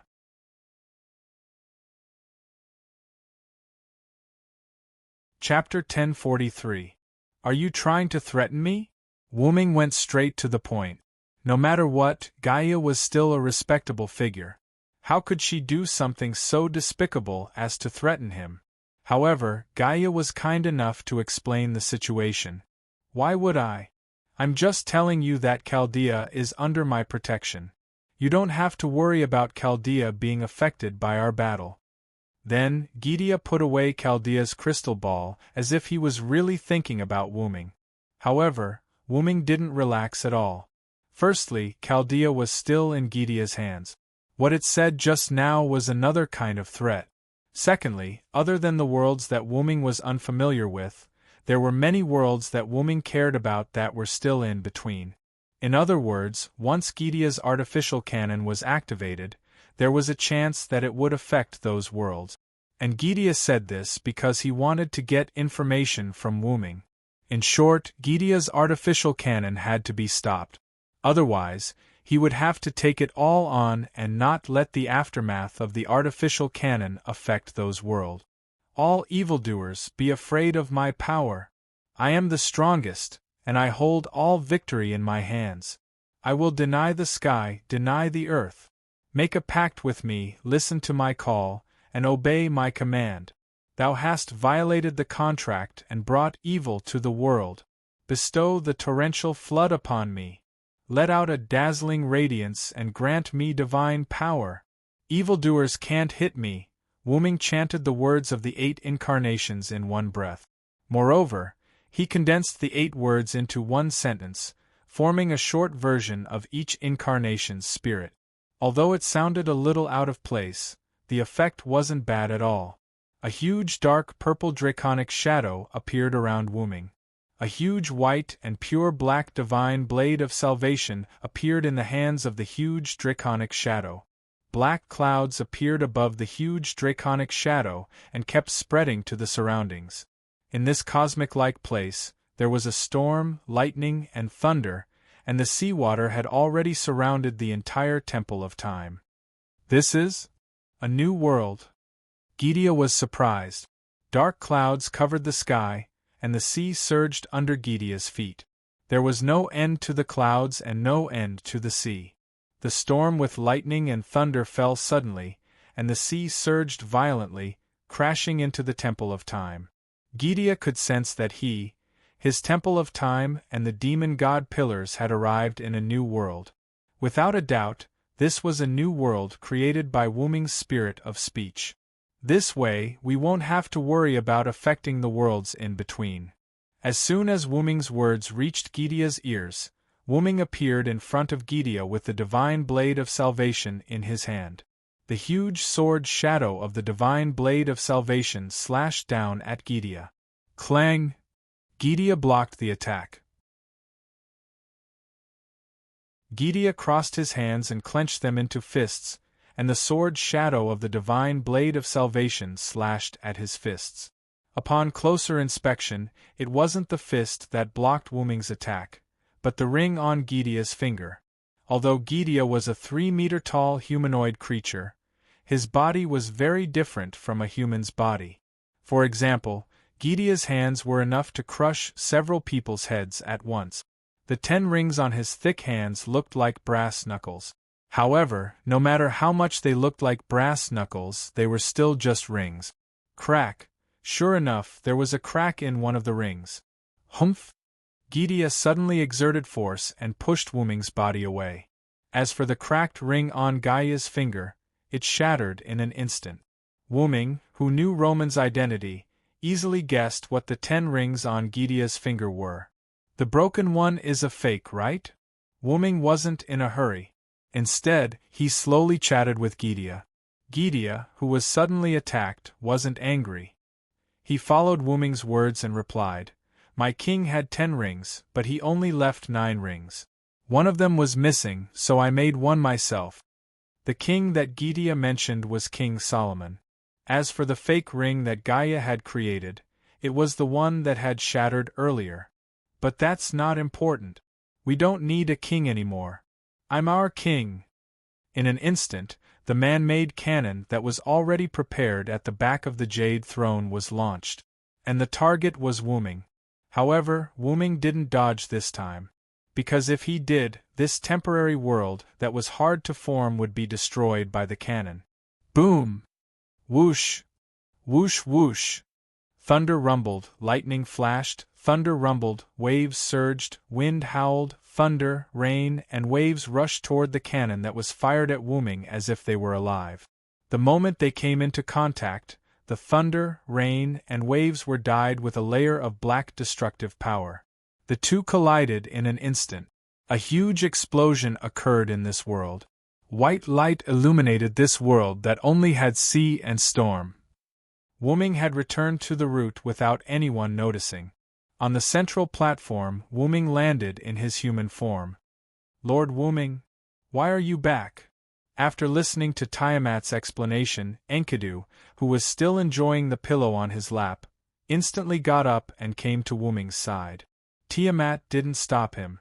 Instead, she sat aside obediently and didn't disturb him. There's a problem. I had my clone stall Gydia for a while. That's right. The clone that was fighting Gydia was Wu Ming's full strength. At that time, Wu Ming had used the simple spiritual language formed by the 8 clones: Dragon Seed, Giant, Storm, Annihilation, Flood, Thunder God, Phoenix, and Dependence. The ability of the Dependence clone was that when a clone was created, the clone would inherit 100% of the original strength. In other words, the clone could still use the 12 powers. Wu Ming had also given the Divine Blade of Salvation to the clone. The Divine Blade of Salvation, which couldn't be duplicated, could be considered as a cover for the clone. The Thunder God clone, the Storm clone, and the Flood clone, combined with the power of the root, formed a simple and crude world. After that, Wu Ming used the Phoenix to escape from this world. At the same time, he had the clone use the Phoenix clone to ambush Gydia. Even Gydia wouldn't be able to tell that it was a clone that was fighting it. The reason Wu Ming didn't fight Gydia was mainly because it wasn't easy. Gaia not only hijacked Chaldea, but its artificial cannons can also destroy the worlds between the worlds at any time and anywhere. Victory or defeat aside, there would be heavy casualties in the end. That was why Wu Ming had his doppelganger fight Gaia for the time being, delaying as much as possible. That was why his doppelganger and Gaia had talked about the ring. Unfortunately, Gaia did not give the clones a chance to chat. After chatting for a while, she once again launched a sneak attack on Silence clones with the human logic cannon, and the battle began again. As for why Wu Ming wanted to return to the root, it was naturally to solve the current situation that was getting worse.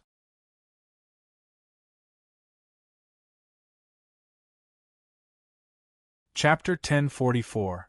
Gydia had the humanoid cannon, and with its origin power, it could destroy any world in between with a single shot.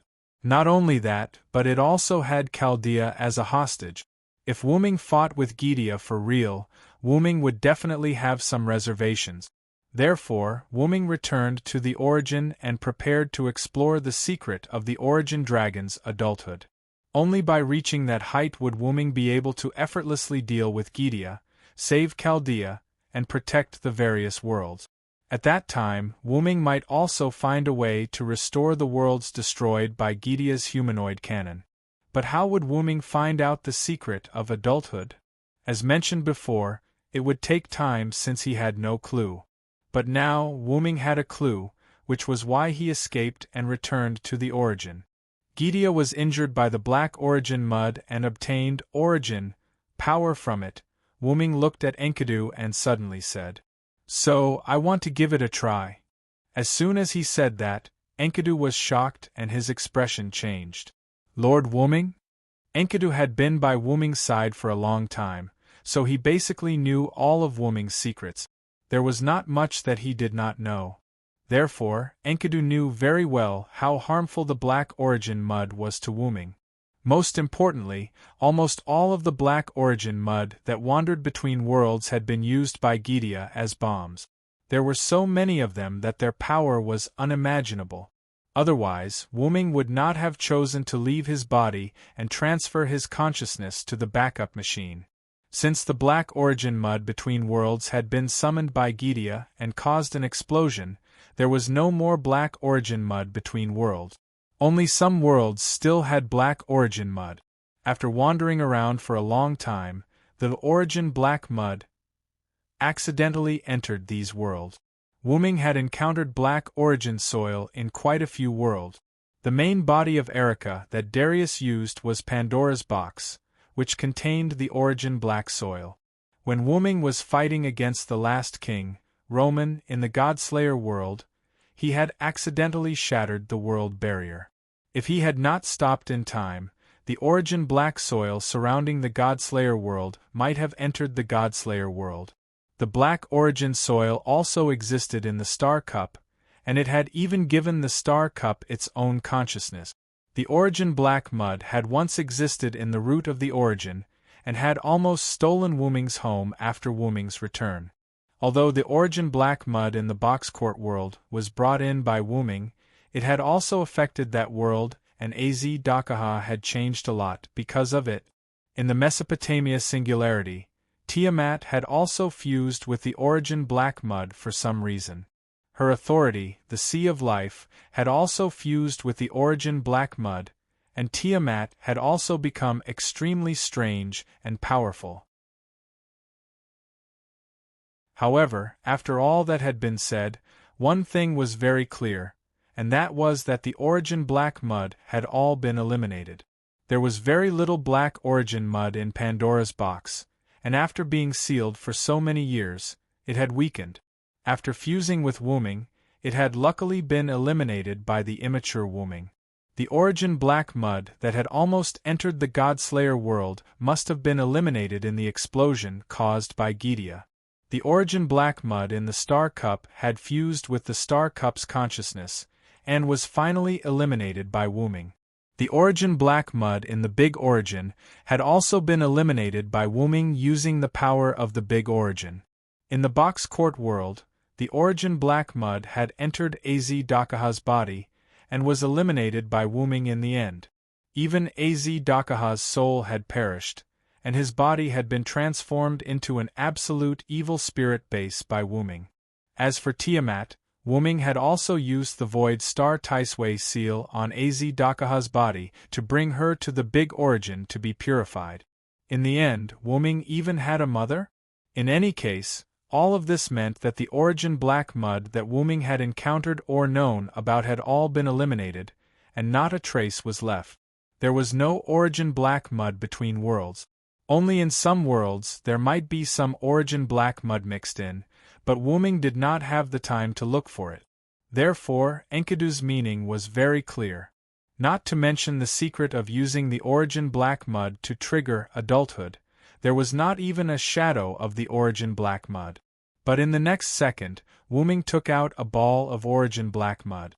The ball of origin black mud, which had shrunk into a ball, appeared in Wuming's hand as if it was afraid. It was as smooth and round as a black jade ball, and those who did not know would have thought it was a precious jade. Lord Wuming, where did you get this? Enkidu looked at Wuming in confusion and surprise. Kalas answered Enkidu. When Master was fighting with Gaia, he took the opportunity to take some. That's right. When Wuming destroyed Gydia's jade throne, Gydia used the origin black mud to attack Wuming when he dodged, and Wuming grabbed a handful at that time. In fact, when Wuming first heard that Gydia obtained his power from the origin black mud, he had planned to get some origin black mud from Gydia for research. After all, who knew if Wuming would destroy Gydia in the end?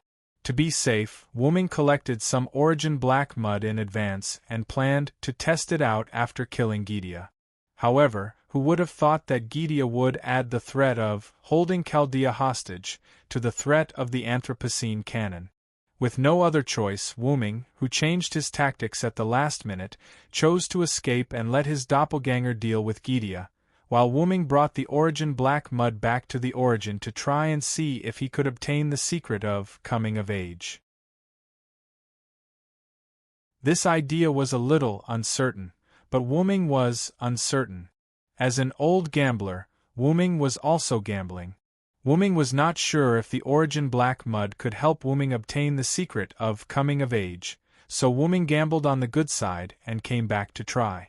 Wuming had also been severely injured by the Origin Black Mud together with Gidia, but Wuming managed to separate his mind from his body in time and went to the backup machine, so he did not know if the Origin Black Mud had any effect on Wuming's growth. However, the reason why Wuming's body grew so quickly was probably not entirely because he stayed in the box garden world for a long time. The passage of time could indeed have an effect on the growth of the Origin Dragon, but the number of years needed was astronomical. Therefore, it was very likely that the Origin Black Mud did have a promoting effect on Wuming's growth. It was a pity that Wuming had shifted his mind back then and did not experience the secrets brought by the Origin Black Mud, nor did he know the changes the Origin Black Mud had on Wuming's body. Thinking about it carefully, Wuming increasingly felt that the reason he was approaching the level of coming of age so quickly was very likely because he was severely injured by the Origin Black Mud back then. Now, Wuming did not know whether to laugh or cry. If Wuming's mind had not shifted to the backup machine back then, he might have beaten Gidia up by now. However, Wu Ming didn't regret it. After all, if the events of a certain time in the past were to change, then everything that Wu Ming experienced in the future would probably be completely different. Wu Ming cherished all the people and things that he had encountered so far. So, regret? That was impossible. Although the Origin Black Mud was indeed terrifying to Wu Ming, when he thought about the people and things that he had encountered so far, Wu Ming suddenly felt that the Origin Black Mud was actually not that scary. Looking at the Origin Black Mud floating in his hand, Wu Ming immediately made up his mind.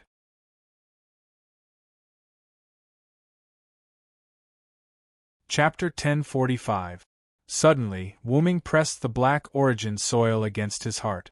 Thump, thump. In an instant, Wu Ming's heart let out a clear sound that spread throughout the entire route. Then, Wu Ming showed a pained expression. Lord Wu Ming? Enkidu was so scared that he quickly held Wu Ming. Lil En, I'm fine. Wu Ming's pained expression eased a little, and he no longer seemed to be in so much pain. However, this was only because Wu Ming didn't want Enki to worry. He forced himself to relax his furrowed brows because of the pain. In fact, the pain coming from his heart was too much for Wu Ming to bear. Why is it so painful? Wu Ming wailed in his heart. This was not much less painful than when Wu Ming was blown up by the explosion caused by Gidia detonating the black Origin soil. Back then, Wu Ming had instantly transferred his consciousness out of his body, so he did not suffer much damage. But this time, Wu Ming could be said to be enduring pain that was comparable to that time. This was double the pain of his soul and body. It could not be helped. The black Origin soil had a restraining effect on Wu Ming, and it was much more painful than a sword piercing his body.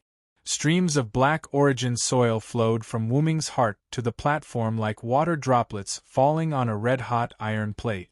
The black Origin soil that fell on the platform instantly evaporated. This was the manifestation of the black Origin soil being eliminated by the root's defense mechanism. As long as the black Origin soil left Wu Ming's body, it would be eliminated by the root's defense mechanism. At this moment, Wu Ming's hand was still pressed against his heart to prevent more black Origin soil from flowing out and being wasted. Wu Ming had to slowly wait for the black Origin soil to completely enter his body. However, the pain was unbearable. Wu Ming's brows, which he had forced to relax in order to not worry Enkidu, were now tightly knitted again, but the process was rather slow. Lil En, you and Kalas stay away from me. Wu Ming used his free hand to take off Kalas from his head, and threw her into Enkidu's hands. Then, he shook off Enkidu's support, turned around, and walked a few steps to put some distance between him and Enkidu. After turning around, his brows furrowed brows instantly, and his facial expression began to distort. It was clear how painful it was. Lord Wu Ming, Master. Both Enkidu and Kalas's even wanted to catch up to Wu Ming's go. They knew that Wu Ming didn't want them to worry, and also didn't want them to be affected by the accident that might happen later. That was why Wuming told Enkidu and Kalas to stay away from him. However, Enkidu and Kalas wouldn't want to stay away from Wuming because of something like this. However, in the next second, a hand landed on Enkidu's shoulder. Enkidu, who was holding Kalas's head, was stunned and immediately turned around. It was Tiamat. Tiamat, who was originally sitting in a daze, stood up and walked behind Enkidu. When she saw Enkidu turn around to look at her, Tiamat let go of Enkidu's shoulder, then walked with her slender legs and slowly walked toward Wuming, who had his back facing them. Child. Son, Tiamat walked behind Wuming and slowly spoke. Although Tiamat still stuttered when she spoke, Tiamat had a beautiful voice.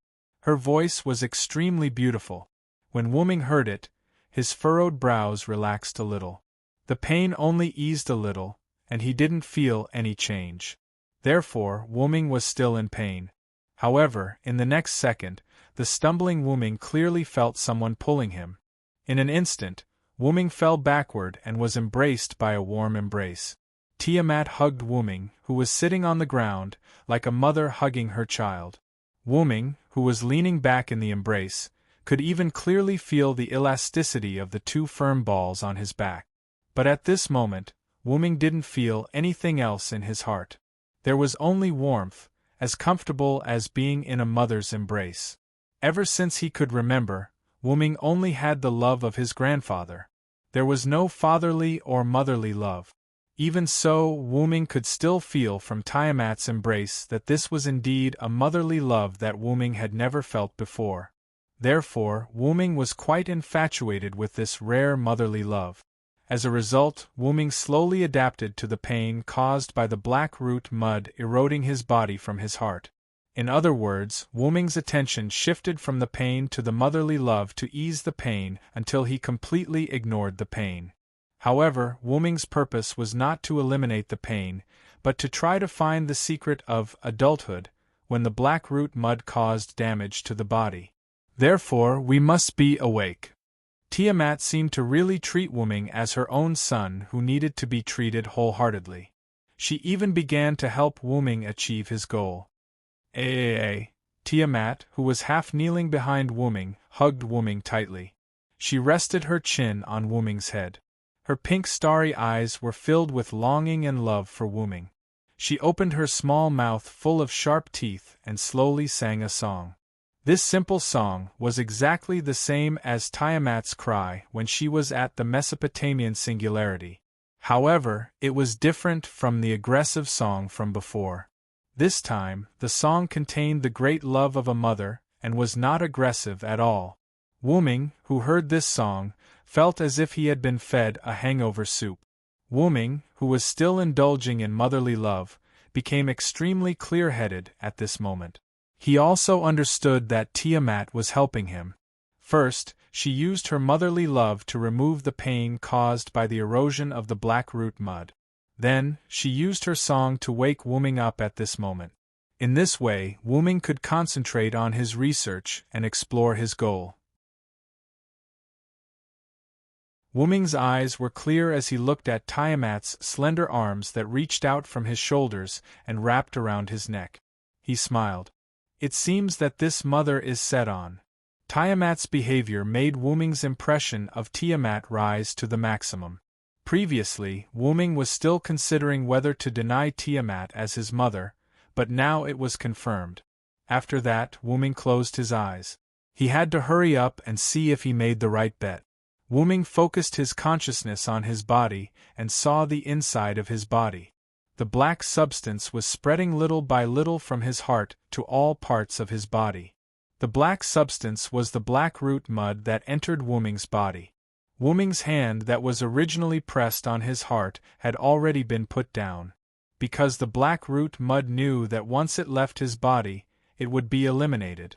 Therefore, it entered Wuming's body through his heart and spread at a speed visible to the naked eye, eroding Wuming's body. At this rate, Wuming's entire body would be occupied by the black root mud in a few minutes. Once the black root mud completely occupied Wuming's body, who knew what would happen. Wuming was willing to gamble, because he had insurance. He would not put himself in mortal danger in the gamble. In the next second, a large amount of white substance appeared out of thin air in Wuming's body and began to fight against the black substance. This white substance was the origin power.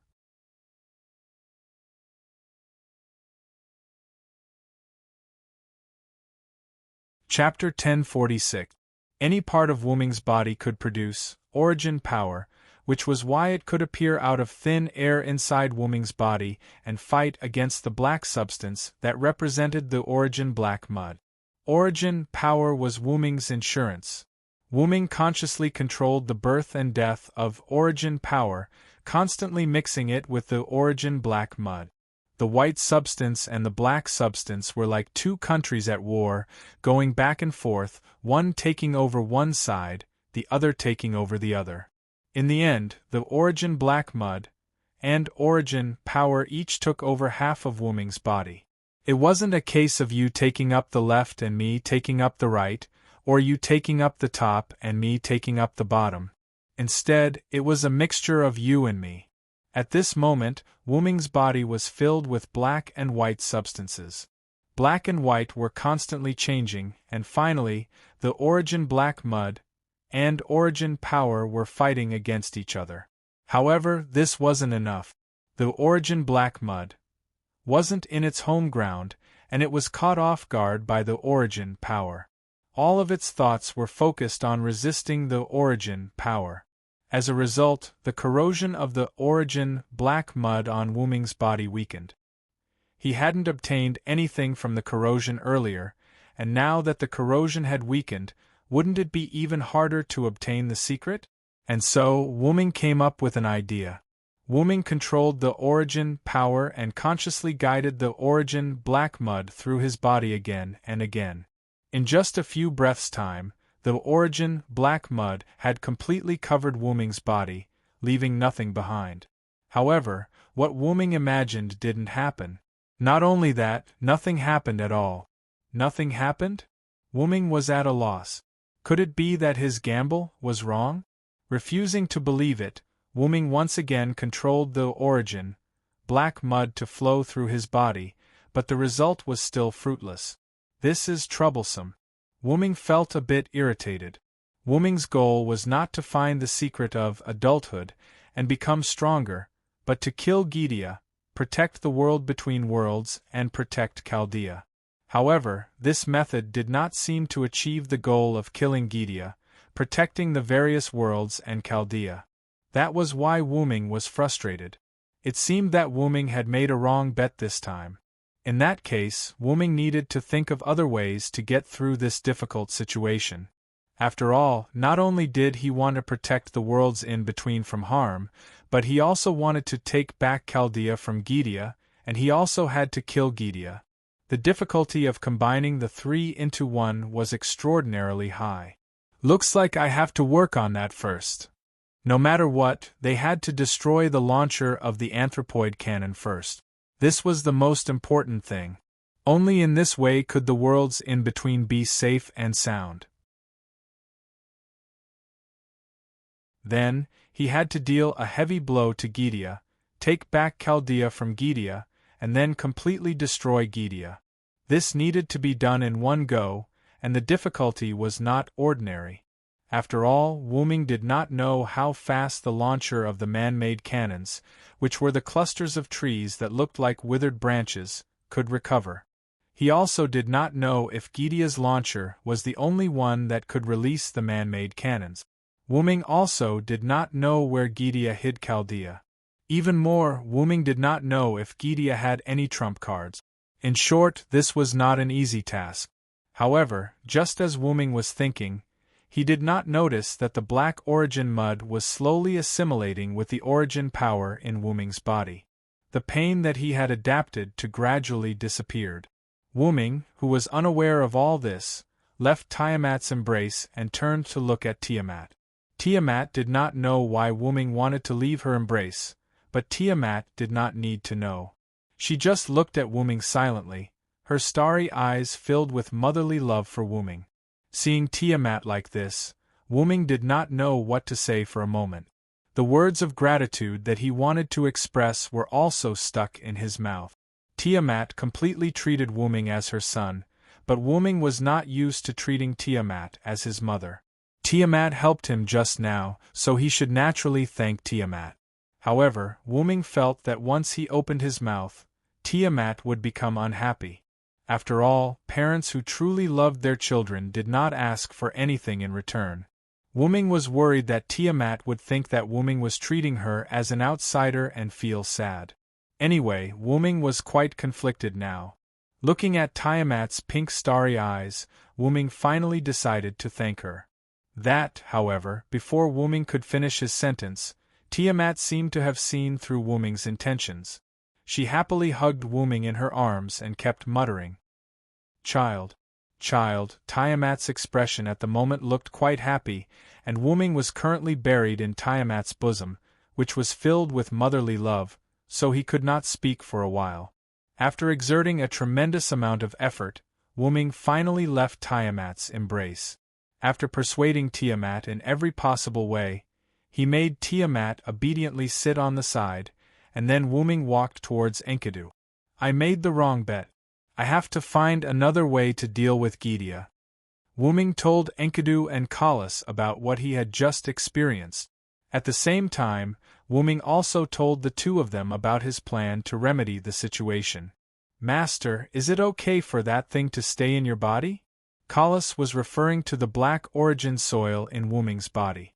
"I can't get rid of it for a while, but with the protection of the origin energy, the black origin soil can't do anything else." After all, it had already penetrated deep into Wuming's body and could not be instantly removed by the origin energy. However, it was not difficult to completely remove it, but it was not something that could be completely removed in a short period of time. After all, with the origin energy, it would not affect Wuming much for a while, and the pain from the black origin soil was almost gone. Therefore, Wuming decided to deal with the black origin soil in his body after he successfully killed Gydia and took back Chaldea. Next, he would need the help of Enkidu and Kalas to deal with Gydia. He would use all the power he could to severely injure Gydia and take back Chaldea from Gydia. "Use my power as you wish, Master Wuming." After Enkidu finished speaking, he turned into a golden chain and wrapped around Wuming's arm, leaving Kalas floating in the air. "Although I don't have the ability to attack directly, I will stay by your side and assist you, Master." Kalas flew directly onto Wuming's head and settled down. Then, Wuming looked at Tiamat, who was sitting obediently not far away. After Tiamat returned his gaze, Wuming also calmed down. Wuming transformed into a huge origin dragon, rushed into the void, and disappeared.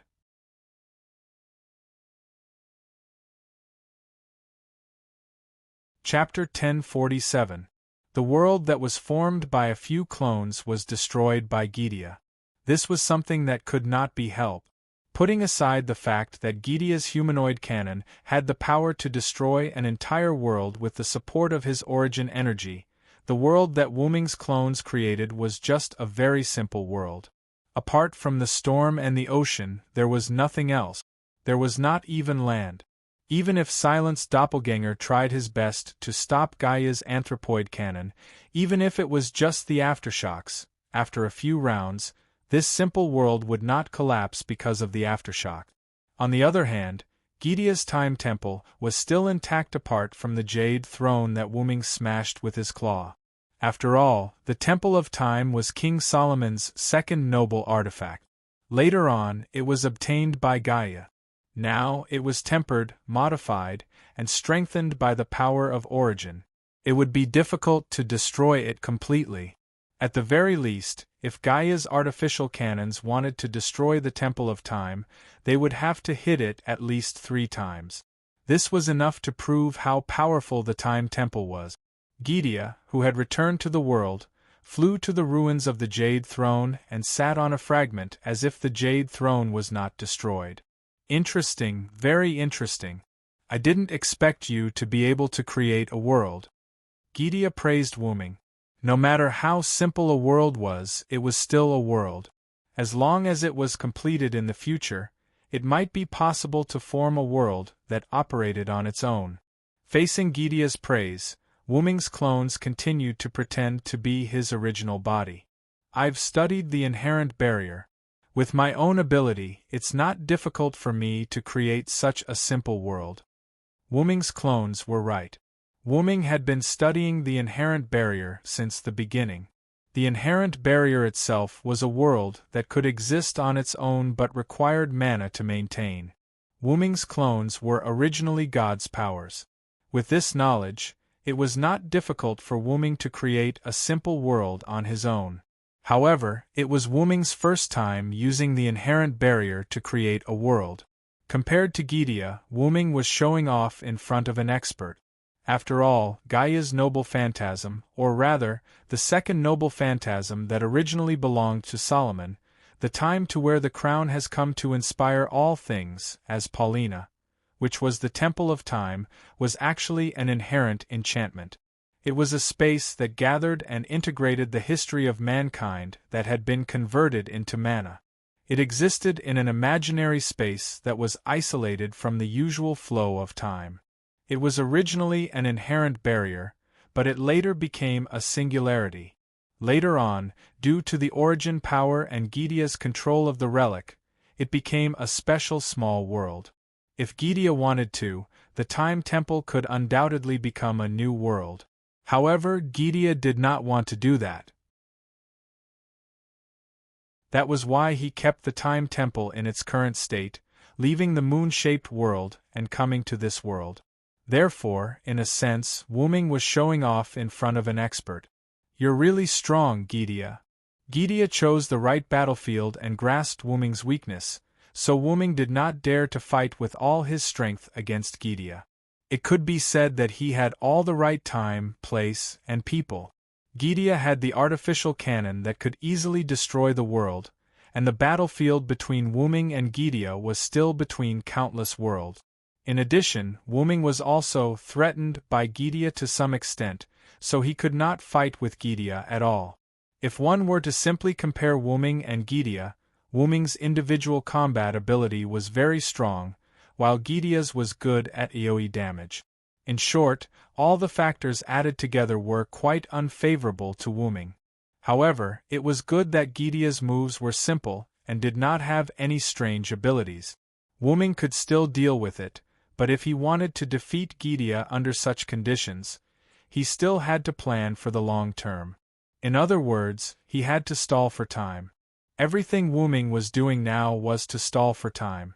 Whether it was building the world, chatting with Gydia, or stopping Gydia from releasing the artificial cannon, they were all stalling for time. In order to avoid being too deliberate, Wuming also took the initiative to attack, but those were all harmless attacks that basically did not have any effect on Gydia. However, in the end, he still did not find any good way and could only rely on force to break through. Wuming's clone had received the plan of the main body, and the main body was also rushing here.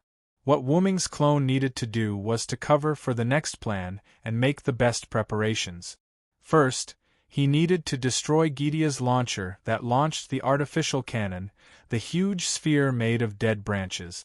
Glancing at the sphere from the corner of his eye, Wuming's clone let go of the blade of salvation and let it float in the dragon-shaped phantasm around him. Then, Wuming's doppelganger raised a hand and chanted, "For victory, come to me quickly. Immortal Sun, please give me a shining steed. O spirited horse, with the lifeline of my origin dragon, I bestow upon thee eternal glory. Bring forth my radiant wheel of light." Wuming's clone suddenly emitted light. In this universe-like world, it was like a sun. This was an enhanced version of the spirit that could double the power of the sun incarnation. A star appeared in front of Gydia. The light made Gydia unable to open his eyes for a while, although Wuming's clone did not know whether Gydia had eyes or not. The next second, the star rushed to Gydia. "What?" Gaia stood up from the jade throne fragment in the face of the star that was rushing towards her. She looked surprised. The reason was very simple. Regardless of whether Gydia was threatening him or not, Chaldea was on Gydia's side. If Gydia did not protect Chaldea, Chaldea would definitely be destroyed under the impact of this star. Did the other party not care about Chaldea's safety? Just as Gydia mobilized the demon god pillar and prepared to defend, the huge star suddenly flickered and disappeared. No, it didn't disappear. Gaia could feel that her back was burning hot at the moment. And the star did not disappear, but moved so fast that it teleported. The incarnations on Wuming's clone had not been removed. The phoenix incarnation was still there, but the burden on the body was not small. Wuming's clone used the sun incarnation. It seemed to be rushing to Gydia, but in fact it was aiming at the reloaded anthropoid cannon behind Gydia. The star came into contact with the launcher of the anthropoid cannon, and the next second thunder, hurricane, vortex, and undercurrent full of destruction all exploded in the star. And in this way the whole star, that was originally stable, exploded.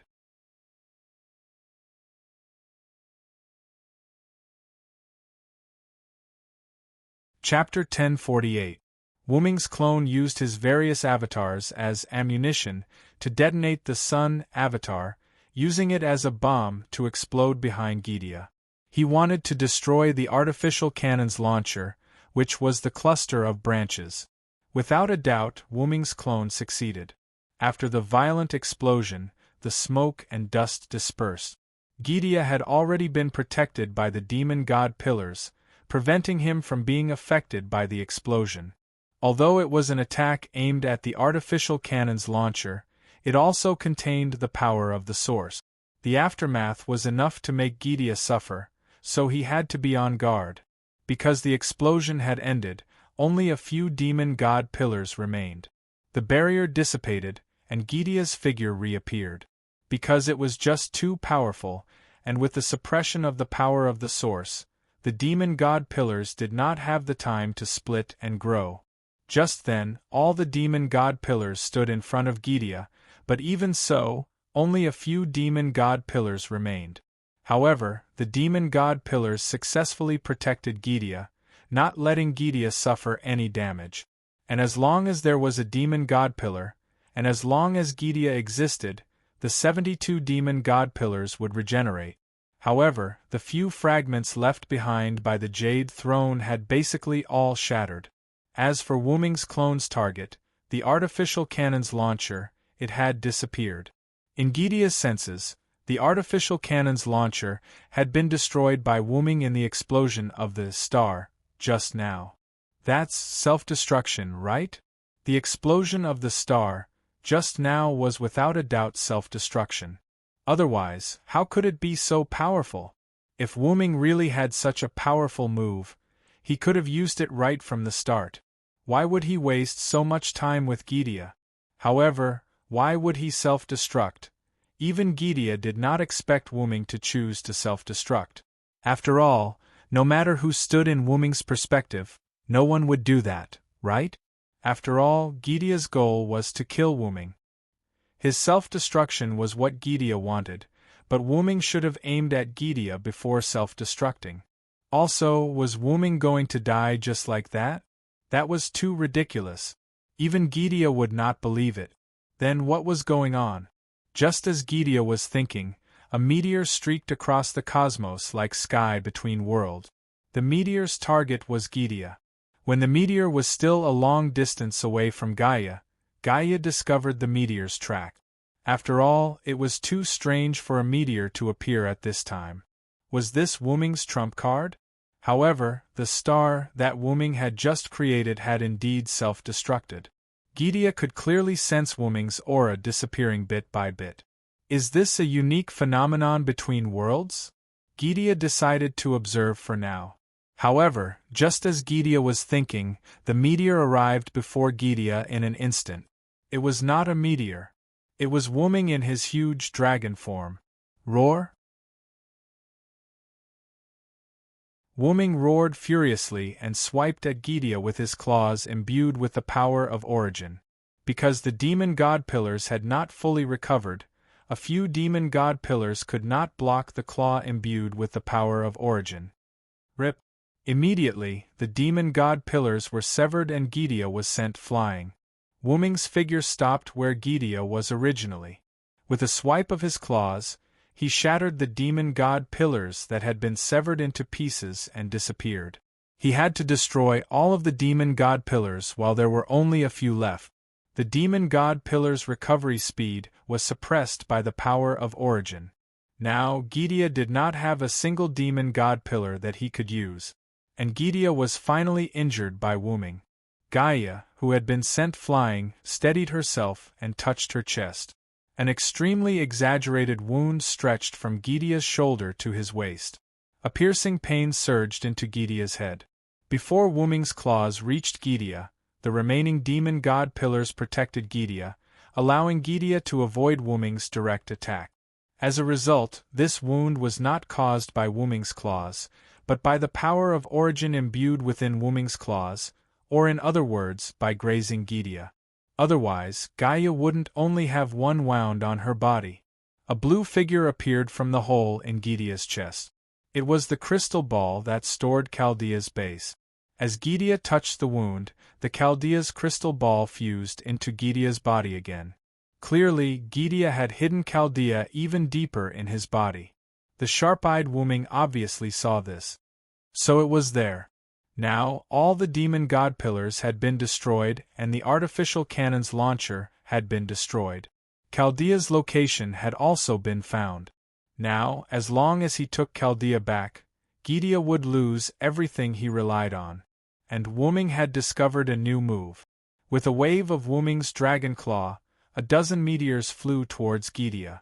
At a closer look, those were not meteors at all. They were clearly Wuming. Or in other words, they were Wuming's clones. And these clones were not as strong as Wuming. They were even much weaker than Wuming. So, even if there were more of them, Gydia was not afraid. At the same time, he also knew why that Wuming had self-destructed so easily. Because that was also a clone. Just like the soundless creatures that were flying towards it. Mere clones. Gydia clasped his hands together and opened them again. Countless origin black mud spurted out from Gydia's palms like lasers.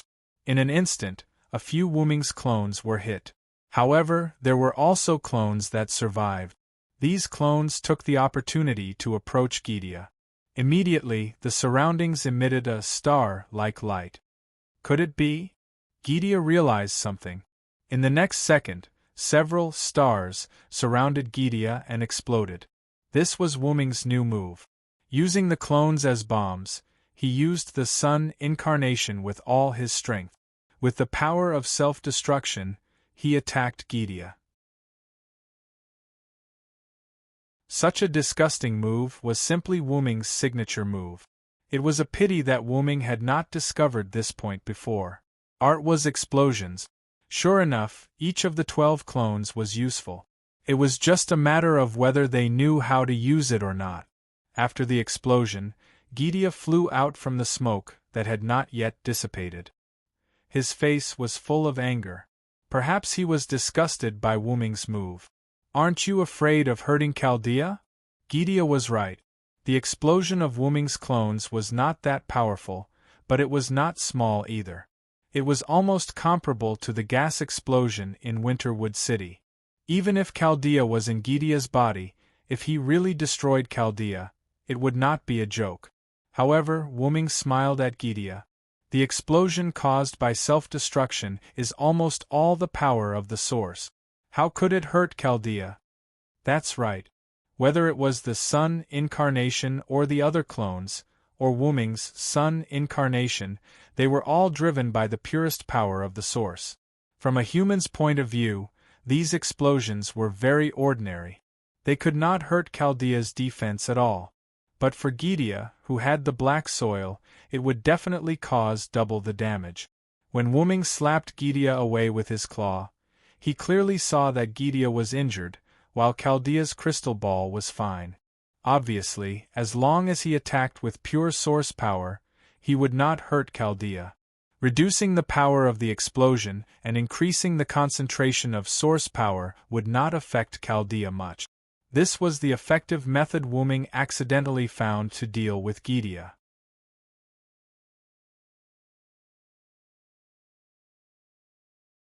Chapter 1049. You deserve to be called my enemy. Gidia was not angry that Wuming had found such a shameless way. Instead, he praised him. So, you should just accept your death, Gidia. Wuming's body was glowing. Its gigantic dragon body instantly disintegrated and turned into countless clones of Wuming. Each of the clones knew how to use the sun and charged towards Gidia. Humph, I think you're mistaken about something. In response, Gaia snorted with a smile. Even if my third relic doesn't have a launcher, it can still be activated. Gidia's muscles tensed up and a large amount of energy gathered in the muzzle-like gap on its chest. The time of birth has come. I'll use this to correct nature. Gidia crossed his arms and suddenly opened them. Arsalmadal Salamones! Boom! Countless rays of light appeared from Gidia's chest and gathered into purple energy rays. Each ray of light was comparable to the heat of the star Holy Sword. The energy rays that were gathered by countless rays of light were full of deterrence. The imaginary number 1 relic created by Gaia, Ars Nova, would collect the energy obtained from burning human history and convert it into an attack before launching it out. This attack was the creation of Gaia's third noble artifact. It was used to correct all things, Ars Almadel Salamones, which was also known as the humanistic canon. The so-called launcher was just a dispensable tool. To Gaia, even if it did not have a launcher, as a relic that it had mastered, it could still retract and release it as it pleased. The third relic penetrated countless clones of Wuming and blasted into the distance. Once again there was a big explosion in the world. Wuming did not expect Gidia's humanoid cannon to be able to fire without a launcher. After all, he did not expect Gidia to be able to turn the energy from burning human history into a relic. He could only say that he did not know enough about it. Thanks to Wuming's carelessness, many more worlds were destroyed by this attack. Ha ha ha ha ha. Dragon of origin, you are too naive. Gaia laughed delightedly. It did not expose that the humanoid cannon was Gidia's relic. This was one of the trump cards that Gidia had left behind. Looking at the clones of Wuming disappearing into the flood of relic, Gidia once again gathered energy in its chest and was ready to fire again to kill Wuming. Silent Ming dispelled the dragon body and created a clone. He wanted to take the opportunity to pretend to be a clone and get close to Gaia to rescue Chaldea. Gaia had already guessed it. Although Gaia couldn't tell which one was the main body, she could just destroy all of the clones, and that would be enough. Die, Ars Almadel Salamones, the time of birth has come, thus correcting all things. However, just as Gidia was about to release the second relic, tens of weapons flew toward Gidia out of thin air. It seemed like they were long-range attacks. Gidia did not think that those things could hurt him, so he did not care about those weapons at all. In fact, the weapons hit Gidia, but they did not have any effect at all. They could not even break through Gidia's defense. There was not even a spark. However, in the next second, a transparent spherical light film with a diameter of more than 10 meters enveloped Gidia. What's this? Gidia recognized the spherical light that enveloped him. It was Wuming's defensive skill. It seemed to be a relic. Wuming had used this skill to block Gidia's attack in the beginning. Gidia had witnessed the defensive power of this thing. If Gidia were to release his own relic, he might not be able to break through the spherical light film. However, if Gidia were to give up on releasing his relic, he would obviously fall into Wuming's trap. Therefore, Gidia maintained his relic until he was about to release it. Since there was no blind spot in the defensive light film, Wuming would definitely make a move when he entered. It would not be too late to release it then. When? Later on, Gidia began to think. Could it be those weapons just now? Gidia had some guesses. This was a relic with a physical form. Moreover, it was very likely that it had mixed in with the dozens of weapons just now and approached Gydia together. That was why Gydia was enveloped by the light film. In reality, Gydia had guessed correctly. Wuming used the Manchala formation to release a large number of weapons and hid his paradox armor among them. Wuming believed that Gydia would not stop releasing his relic because of a few weapons that were not enough to deter him.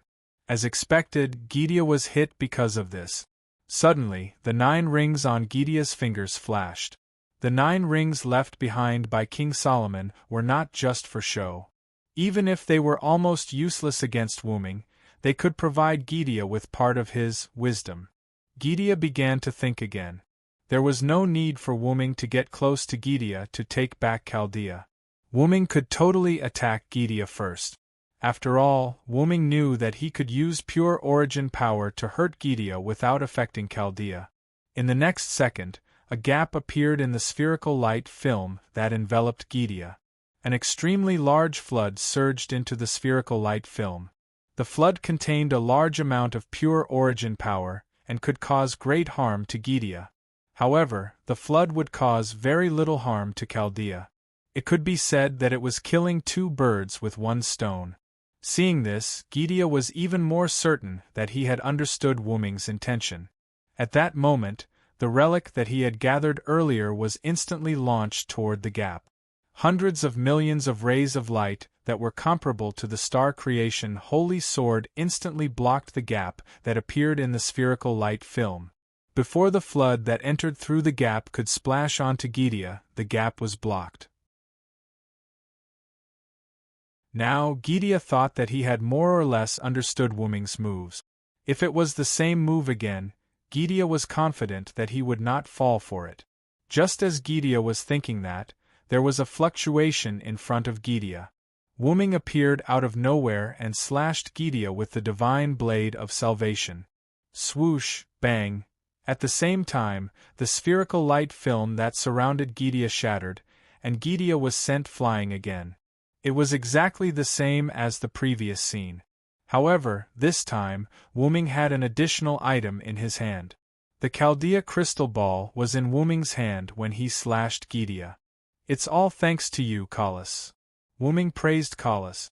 "It's my duty and honor, master." Kalas answered respectfully. Wuming's goal from the beginning was never to attack Gydia, but to take back Chaldea. Wuming had indeed hidden in his clone for Gydia to see, letting Gydia know that Wuming's goal was Chaldea. After that, the armor of paradox and the flood, mixed with the source of power, were just a feint to make Gydia think that Wuming's goal was Gydia. Taking advantage of Gydia releasing its noble artifact and thinking that it had seen through Wuming's scheme, Wuming used all his strength to drive the Phoenix incarnation to expand the gap and instantly appeared in front of Gydia, and finally succeeded in snatching Chaldea from Gydia's hands. The reason why Wuming praised Kalas was entirely because, whether it was the timing of Gydia's relaxation or the subtle operation of the gap in the light film, it was all done by Kalas. In short, Kalas deserved Wuming's praise. Ignoring Gydia, Wuming took the lead to check Chaldea. After all, Chaldea had fallen into Gydia's hands. Who knew if Gydia had done anything to Chaldea? However, just as Wuming was investigating the inside of the crystal ball, a demon god pillar suddenly emerged from the crystal ball, completely eating Wuming.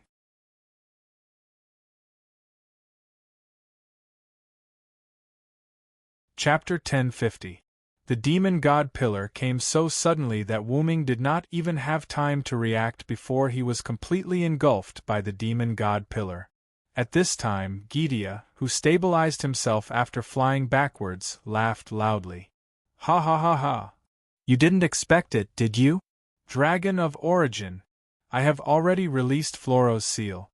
I have been waiting for you to take back Chaldea." That's right, as early as when Gydia took back Chaldea, Gydia had already released Floros from the Holy Grail. The wisdom provided by King Solomon's 9 rings to Gydia was not that simple. Gydia's plan was inseparable from that wisdom. After Floros broke free from the seal, It had been lurking in Chaldea, transforming into Leviticus. While chatting with the people in Chaldea and persuading them to surrender, it was silently waiting for the right time. And this time was the moment when Wu-Ming took back Chaldea. Therefore, the reason why Wu-Ming was able to take back Chaldea was also part of Gidea's plan. In order to not let you see any clues, I spent a lot of effort to let you successfully take back Chaldea. Now, enjoy the feast of the Black Origin Mud that I left for you. The Black Origin Mud was Wu-Ming's natural enemy, but to completely kill him, the first way was to use the Black Origin Mud to continuously attack Wu-Ming. The second way was to use more Black Origin Mud than Wu-Ming could bear to swallow Wu-Ming in one fell swoop. This was like insecticide and mosquitoes. Spraying insecticide at mosquitoes, because of the air flow and other external factors, mosquitoes would not die instantly. Therefore, it was necessary to continuously spray insecticide at mosquitoes to achieve the goal of killing them. However, if the mosquitoes were directly soaked in the insecticide, even if they were not poisoned to death, they would drown. It was simple and crude. The first move was obviously unreliable against Wu-Ming. After all, Wu-Ming wasn't weak, so there was no way he could use the Black Origin soil to continuously attack Wu-Ming. As such, he had no choice but to use the second move. Therefore, Gidea planned this conspiracy and gave almost all of the Origin Black soil to Floros for safekeeping. He only kept a little for himself to use as a means of attack. Gidea was prepared to use the Black Origin Mud to devour Wu-Ming and kill him. And now their scheme had succeeded. What a pity, Origin Dragon. I still can't forget the pain you gave me. I have to thank you properly. There was clearly something wrong with the demon god pillar Flawless's voice. It was meaningless. Flawless's brain must have become abnormal in the seal of endless darkness. One should know that Flawless was sealed by one of the 12 incarnations, the warrior incarnation with the golden sword. That was the golden sword that separated Flawless from the concept of the 72 demon god pillars. The seal on the golden sword was a seal that transcended time and space. Who knew how long Flawless had stayed in the seal for? Although I can't punish you personally, letting you drown in the Black Origin soil is the biggest punishment for you. Ha ha ha ha. To Wu-Ming, the Black Origin soil could be said to be the poison of all poisons. Letting Wu-Ming drown in the Black Origin soil, Wu-Ming would undoubtedly suffer intense pain in both his body and soul before he died. There was indeed no punishment more severe than this. The demon god pillar Flawless kept squirming. A trace of the Black Origin soil leaked out from Flawless's body. From the very beginning, after swallowing Wu-Ming, Flawless began to squirm. That was the Black Origin soil that existed in Flawless's body rioting. It was like a stone that was thrown into a lake. After Wu-Ming was swallowed by the demon god pillar, Wu-Ming's consciousness became blurry. The words of Gidea and Flawless were also intermittently transmitted into Wu-Ming's mind. It couldn't be helped. This time, Flawless and Gidea really put in a lot of effort. The amount of Black Origin soil that Flawless preserved could be said to be beyond Wu-Ming's imagination.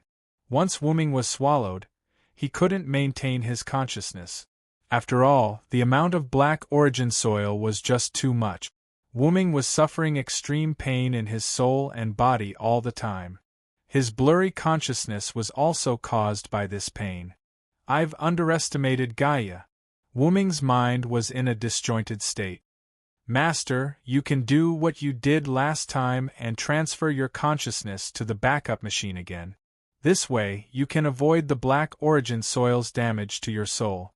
Collis instantly calculated the answer. What about you guys? Wu-Ming forced himself to be alert and talked to Collis and Enkidu. We can help you protect your body. Enkidu answered. Don't even think about it.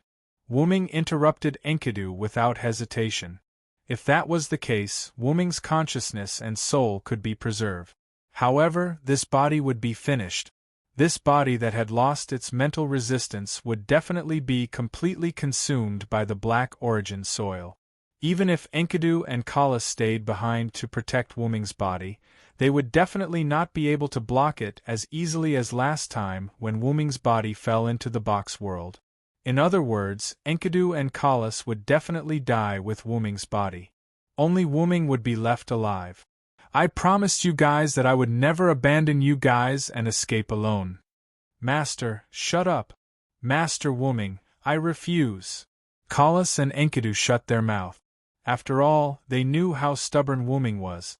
When it came to matters like this, once Wuming had made up his mind, he would definitely not change it unless there was a chance for a change.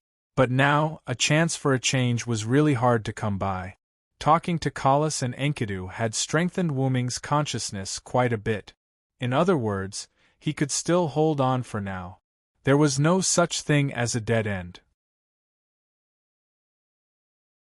If there was a dead end, then it was definitely because the person involved had not found a way out. Wuming decided to find a way out before his consciousness completely disappeared. Immediately, Wuming checked his abilities. Because of the Black Origin soil's continuous corrosion, I can't use them at all. Whether it was the 12 incarnations, magic or magic, he could not use them at all. In the instant that Wuming gathered his energy to use them, the Black Origin soil would corrode the energy that Wuming gathered. Hence, he could not use them at all. Some of the gadgets and items that Wuming kept in his Draconis dimension could not be used in the current situation. Naturally, the physical relics and weapons could not be used. They were all hidden in the divine blade of salvation that was one with Wuming. Meanwhile, Wuming's divine blade of salvation was already curled up in Wuming's body, not daring to come out at all. Even the armor of paradox that was created by Artoria to create a time paradox seemed to have lost its motivation to live and was waiting for death. As expected, there was too much Black Origin soil. Because Wuming used all of these things, almost all of them had a trace of origin power. In the face of so much Black Origin soil, there was no doubt that they were restrained. Naturally, it was reasonable for them to be afraid. As of now, Wuming really could not find a way to solve the current crisis. However, at this moment, Wuming suddenly felt that the Black Origin soil's corrosion on him seemed to have weakened.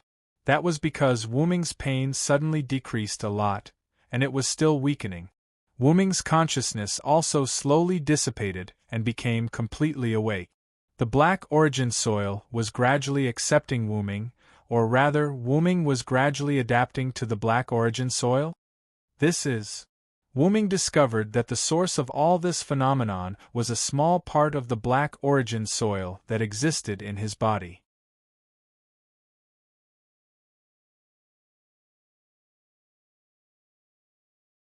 Chapter 1051. For some reason, the black mud that Wuming had left in his body had fused with the source power in Wuming's body. Because the fusion was slow and Wuming was focused on fighting Gydia, he did not notice this. However, most importantly, the black mud that had fused with the source power did not pose a threat to Wuming. On the contrary, the fused energy even helped Wuming get through his current predicament. The black mud was still rioting, but it did not harm Wuming anymore. Instead, it even replenished Wuming's energy. Although it was slow, this was the truth. So it's only starting now. Wuming finally understood that this was the result of Wuming's previous attempt to use the Black Origin mud to summon power. At that time, it was probably because there was too little Black Origin mud. Now, Wuming was directly soaking in the Black Origin mud. In addition, the Black Origin mud in Wuming's body, which had fused with the power of Origin, had a stimulating effect. With these two factors working together, it successfully caused a phenomenon that Wuming had never seen before. This power seems to be the source power? Wuming sensed the power after the black mud fused with the source power and found that this power seemed to be the source power?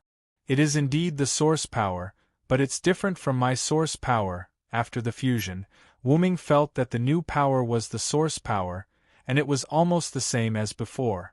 However, if one had to compare it to the source power of the past, then the source power of the past was still underage.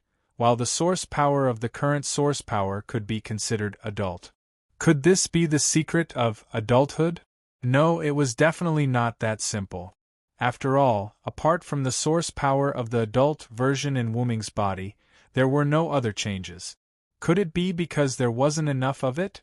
After all, this had happened before, so Wuming's guess was not wrong. Wuming let go of his body and mind. He closed his eyes and allowed the black mud to enter his body.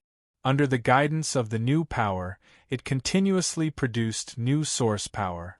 Afterwards, he used this source power to cleanse his body again and again.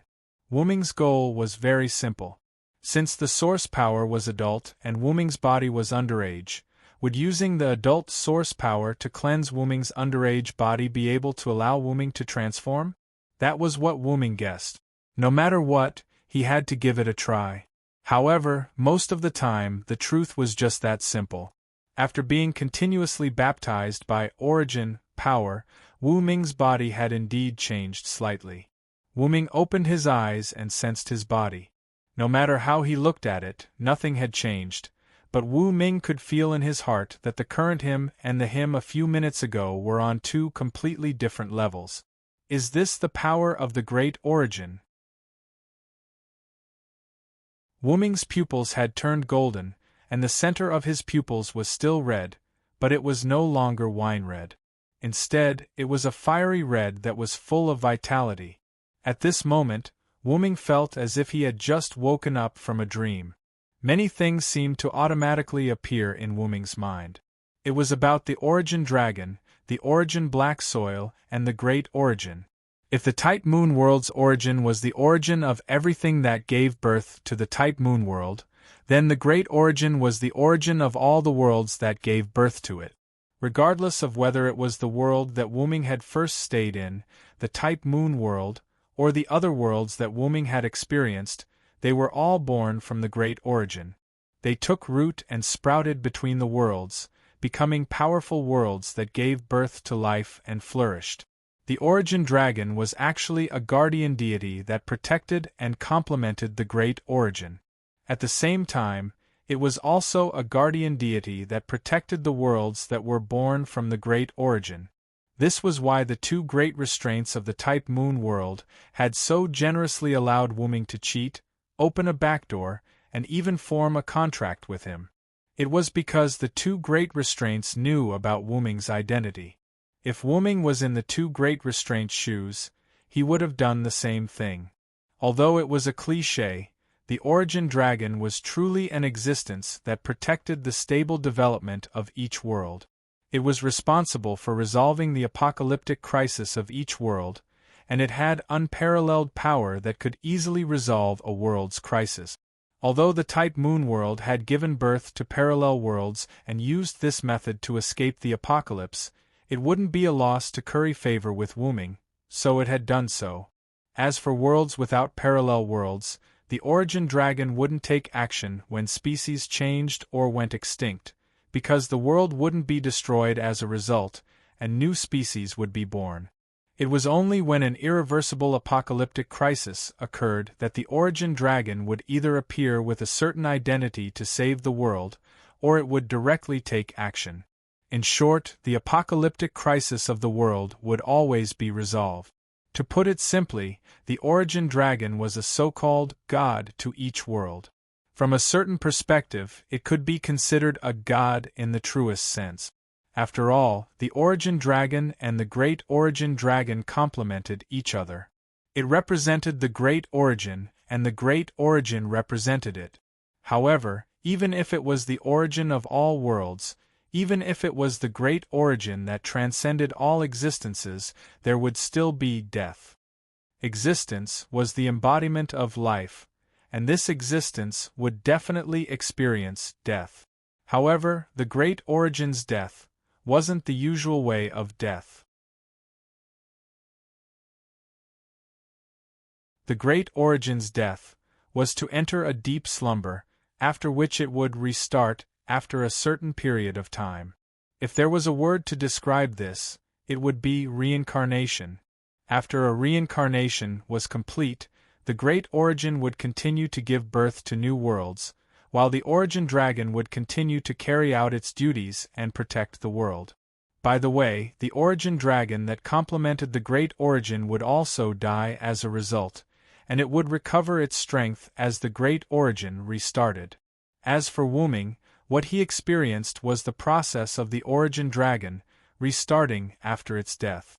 In any case, even if Wuming didn't work hard, he would still recover his strength after a certain period of time. Therefore, the Origin Dragons weren't a single species. Since ancient times, there had only been one Origin Dragon living in the Great Origin, and that was the current Wuming. This explained why Wuming hadn't seen a single Origin Dragon when he first came to the Great Origin. The Origin Dragon's aura that Wuming sensed back then was also left behind by him. After all, this was his home. In that case, the Origin Dragon that White Yiksha saw might very well be my past self? At that time, Wuming might very well have been on his way to resolve an apocalyptic crisis in a certain world, and White Yiksha saw him along the way. Although he knew the truth, Wuming was still worried. There was only one Origin Dragon in existence. What if something happened to the Origin Dragon, while it was still in hibernation? What would they do? Could it be that the root of Origin would create another one? In that case, the Origin Dragon in the past might not have been Wuming? Wuming was destined to not get an answer at the moment. Also, what was up with the Black Origin Mud, the natural enemy of the Origin Dragons? Moreover, the Black Origin Mud was currently fusing with the Origin power in Wuming's body, stimulating Wuming's growth and giving Wuming new strength. Was this a natural enemy or a boost? Unfortunately, that was all the information that appeared in Wuming's mind. It was probably because Wuming hadn't fully matured yet. Either that, or he would only know the rest after returning to the Great Origin. Kalas and Wuming called out, "Master! Lord Wuming!"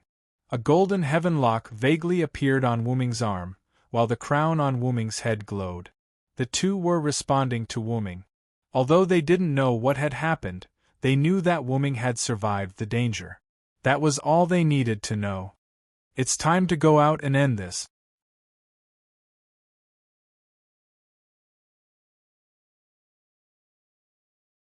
Chapter 1052. In the outside world, Gydia, who had rested for a while, sat down on a random spot in the Time God's palace. Gydia had paid a price for creating a situation where he could kill Wuming completely. He had been injured by Wuming several times. After all, he had put on a good show. But fortunately, the plan had succeeded. When Gydia thought about how he could get rid of all future troubles, the pain on his body did not hurt as much. Next, we'll reach the root and achieve our great cause. Although Gydia was Wuming's enemy, his thoughts were also based on the great cause. That was why Gydia did not think that he had done anything wrong. At this moment, he only felt slightly emotional and perplexed because the great cause was about to be achieved. He was emotional that after thousands of years of hard work, he had finally achieved his goal. He was perplexed about what he should do next after achieving his goal. When anyone's final goal was about to be achieved, if he did not die, he would definitely feel perplexed about the future. Moreover, Gydia was someone who had no friends, relatives, family, or hobbies.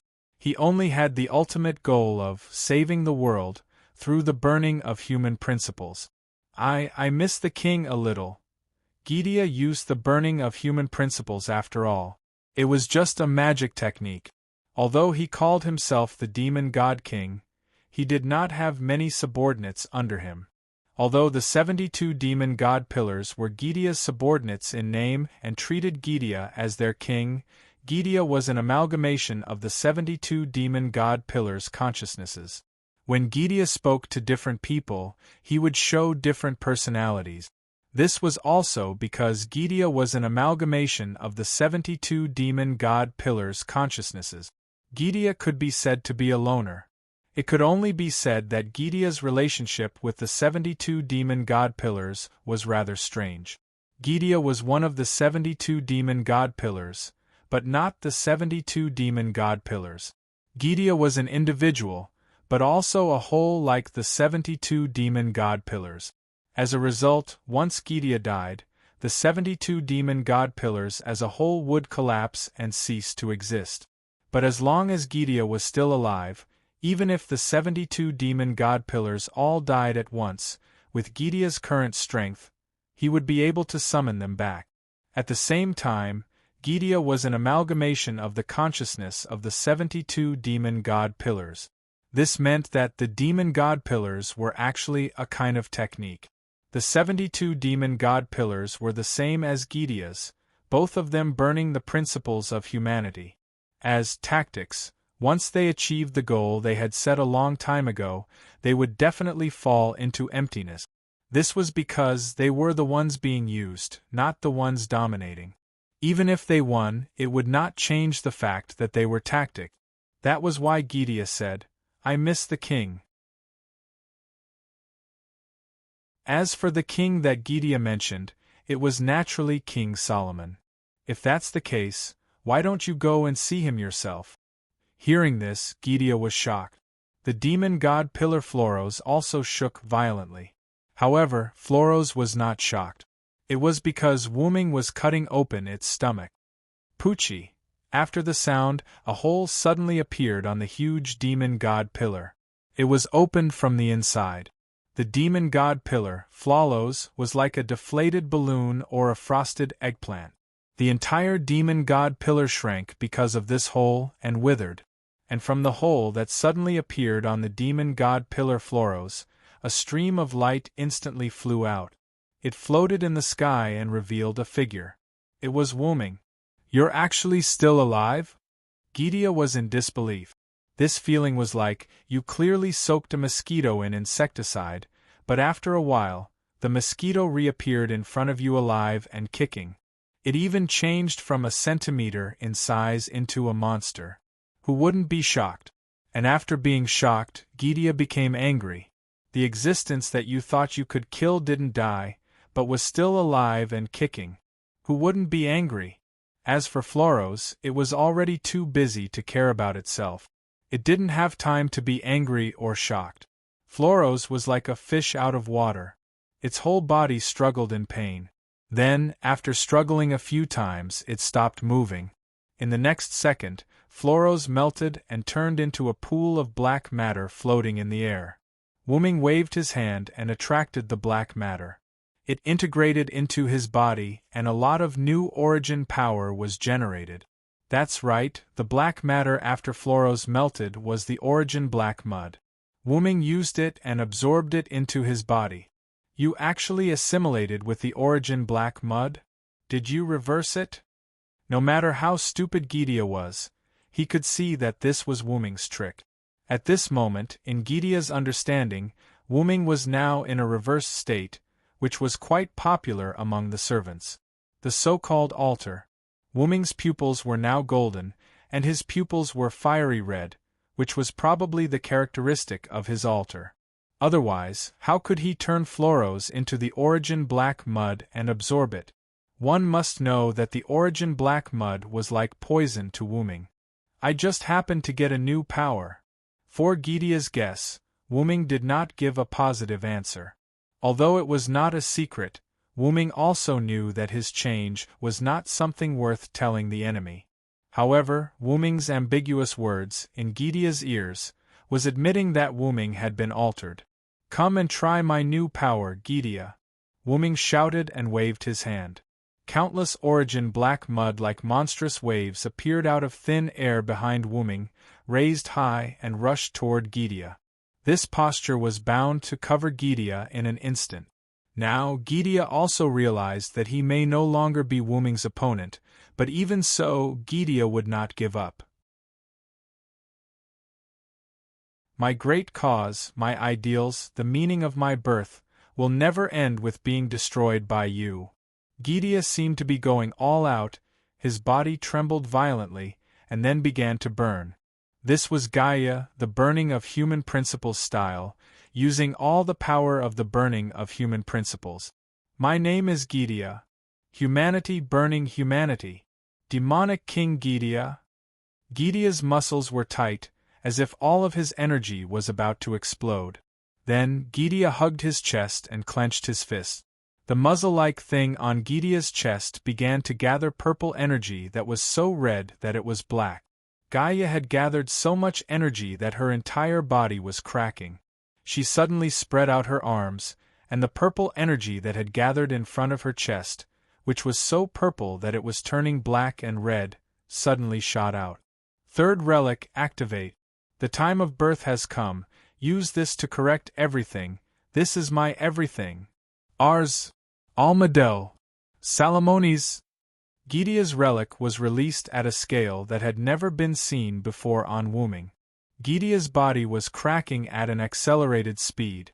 Such an enormous amount of energy was not something that Gydia could release in one go. Perhaps, even if Gydia won, it would be overloaded and cause its body to collapse. Gydia was going for broke. This was a battle where there was no victory, and it was a battle where one's life was at stake. This was Gydia's farewell, and at the same time, it was Gydia's unwillingness. All of this ended as the unimaginable giant pillar of black-red aurora collided with the black mud that was like a monstrous wave. There was no explosion as expected. There was only a white light that was produced when the two collided. The white light seemed to have covered the entire world in an instant. Time seemed to have stopped at this moment. However, the most important thing was that everything had ended.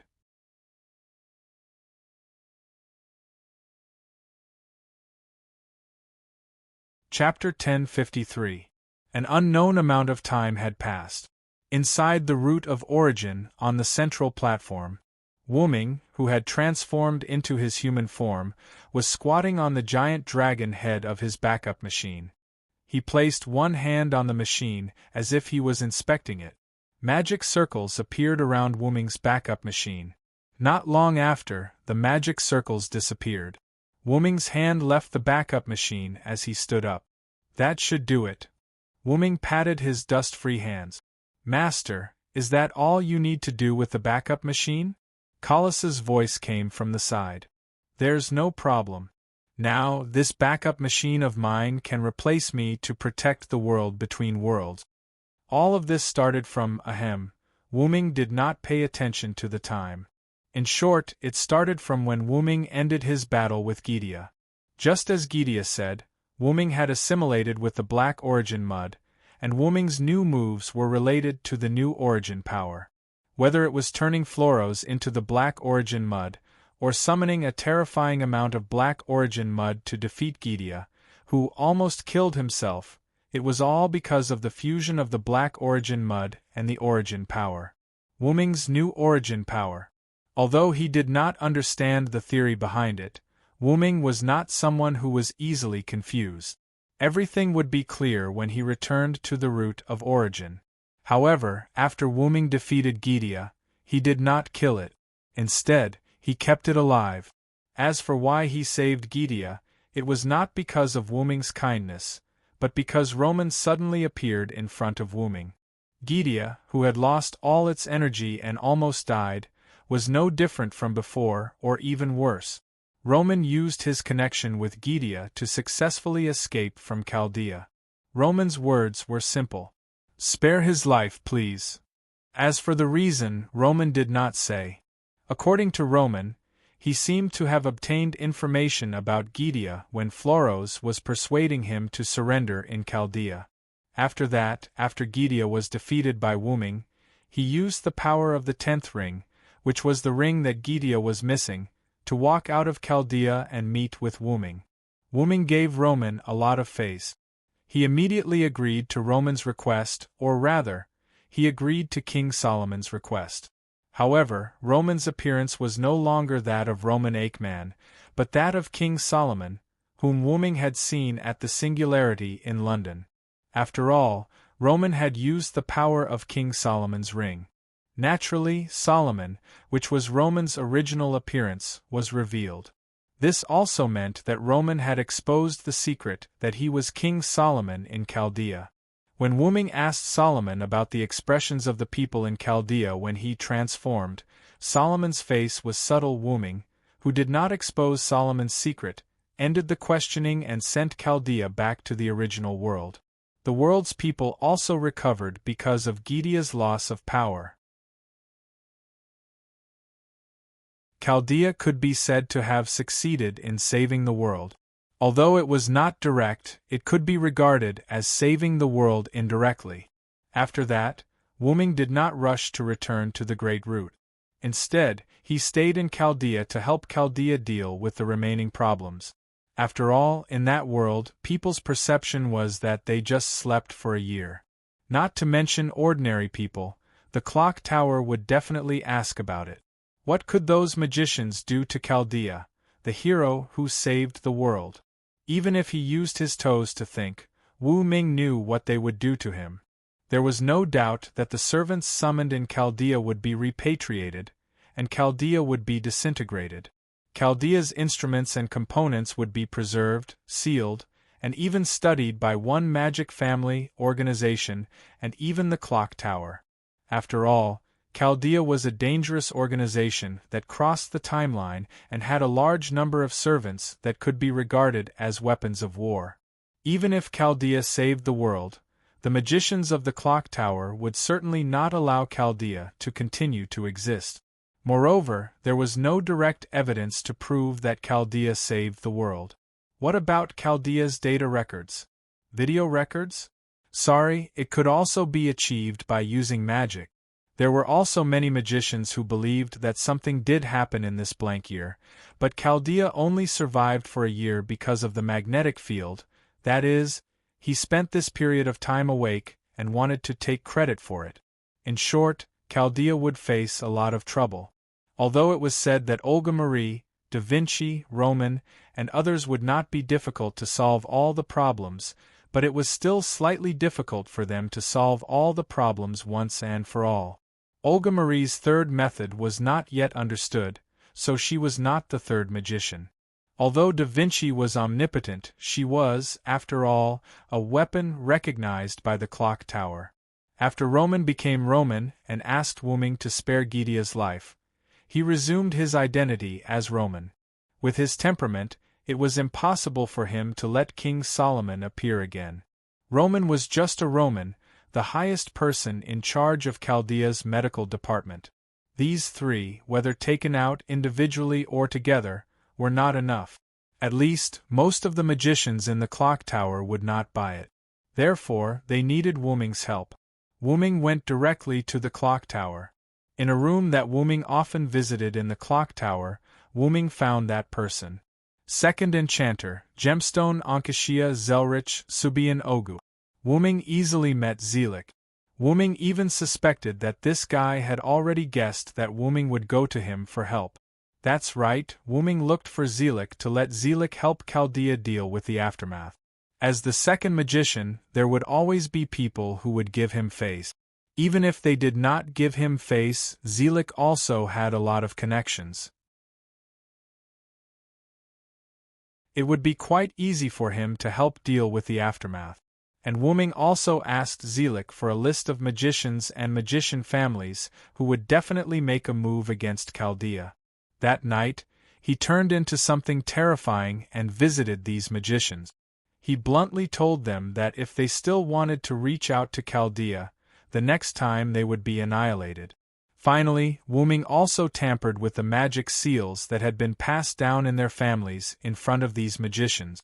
This was a naked conspiracy. Those magicians who could not resist Wuming at all could only choose to compromise in fear. Now, Chaldea had a very long buffer.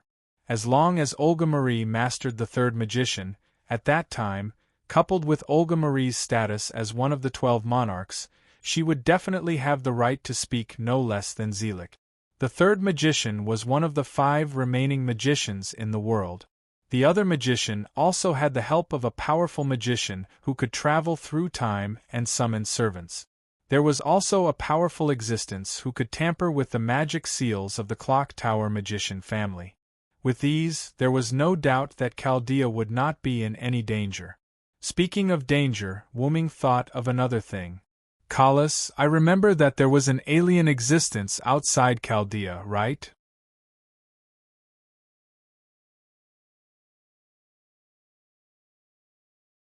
Chapter 1054. Wuming turned to look at Kalas.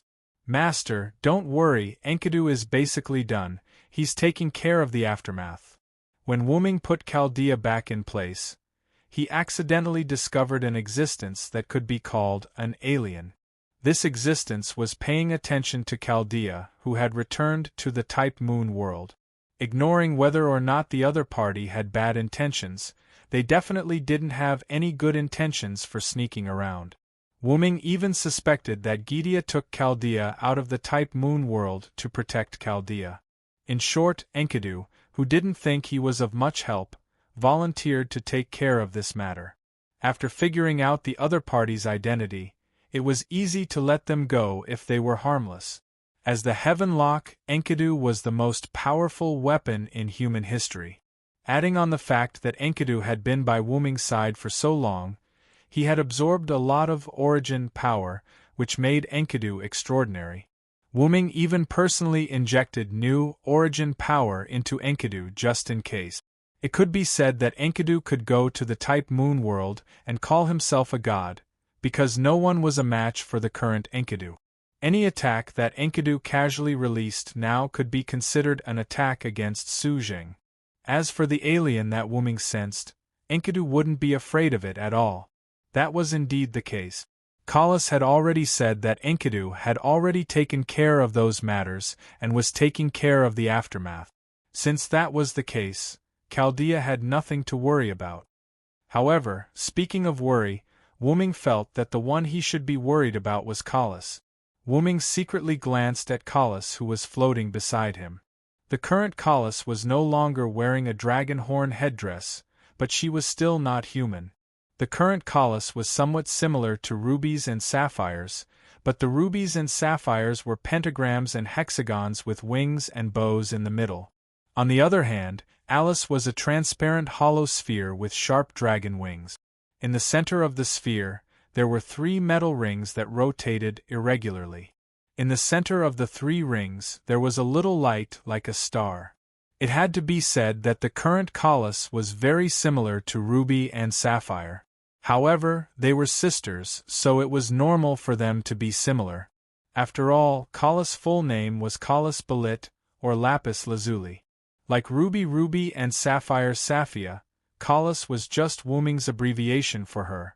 As for whether or not Kalas could become a wand like the Ruby and Sapphire, this question was temporarily ignored. By the way, Kalas, I've always had a question. Looking at the current appearance of Kalas, Wuming finally asked the question that had been in his heart. Now that I clearly have a way to turn you into a human, why don't you agree and instead choose this appearance? Wuming revealed a helpless expression, not knowing whether to laugh or cry.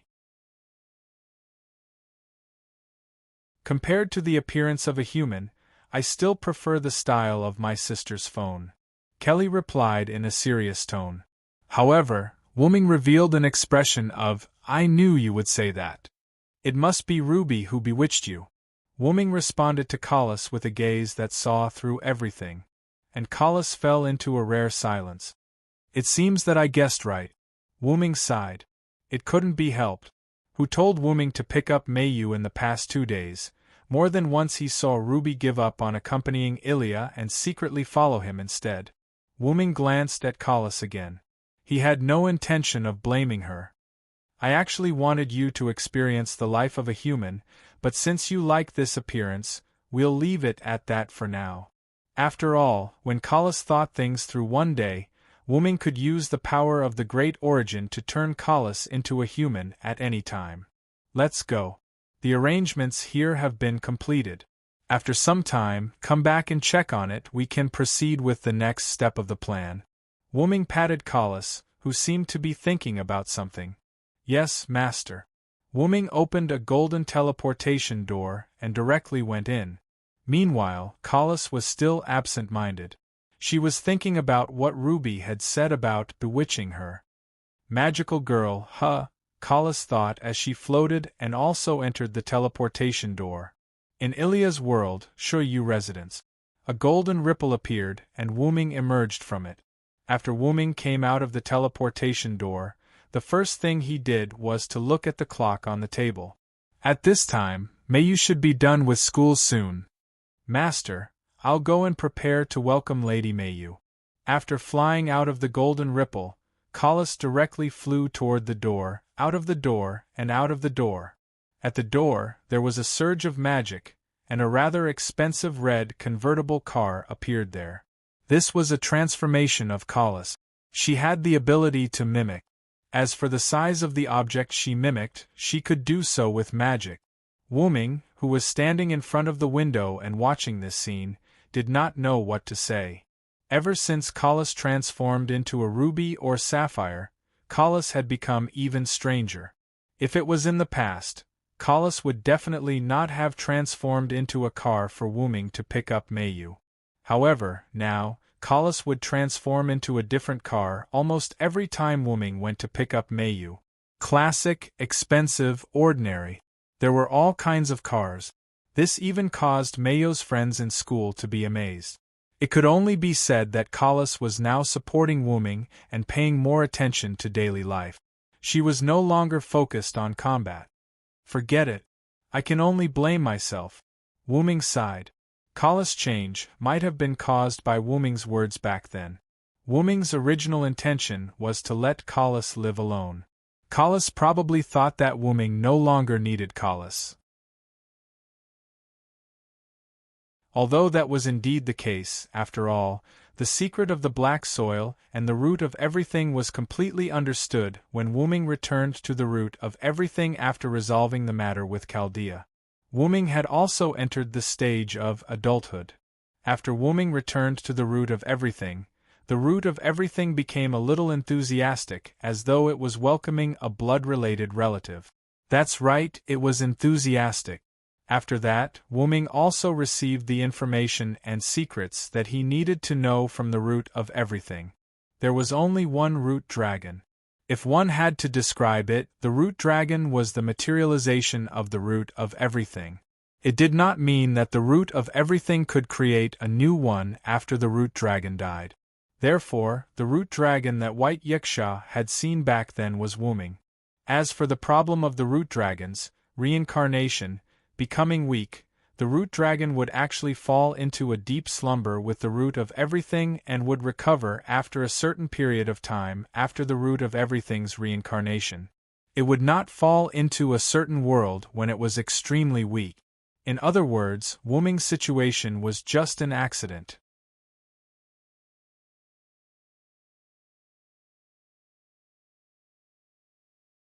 Chapter 1055. When Wuming was weakened from his slumber, he accidentally wandered into a certain world. As for the reason, it was naturally the origin black soil. The origin black soil was the dust of a dead world while the origin black soil was in slumber. When the origin reincarnated, its origin power would naturally fall into slumber as well. During this period, there would definitely be worlds that were unable to save themselves and were destroyed, which was why most worlds perished. Since the origin had a lifespan, worlds naturally had a lifespan as well. The origin could reincarnate, but worlds couldn't, and worlds would eventually reach their end, which was why a small number of worlds perished. These dead worlds would then turn into dust and return to the origin.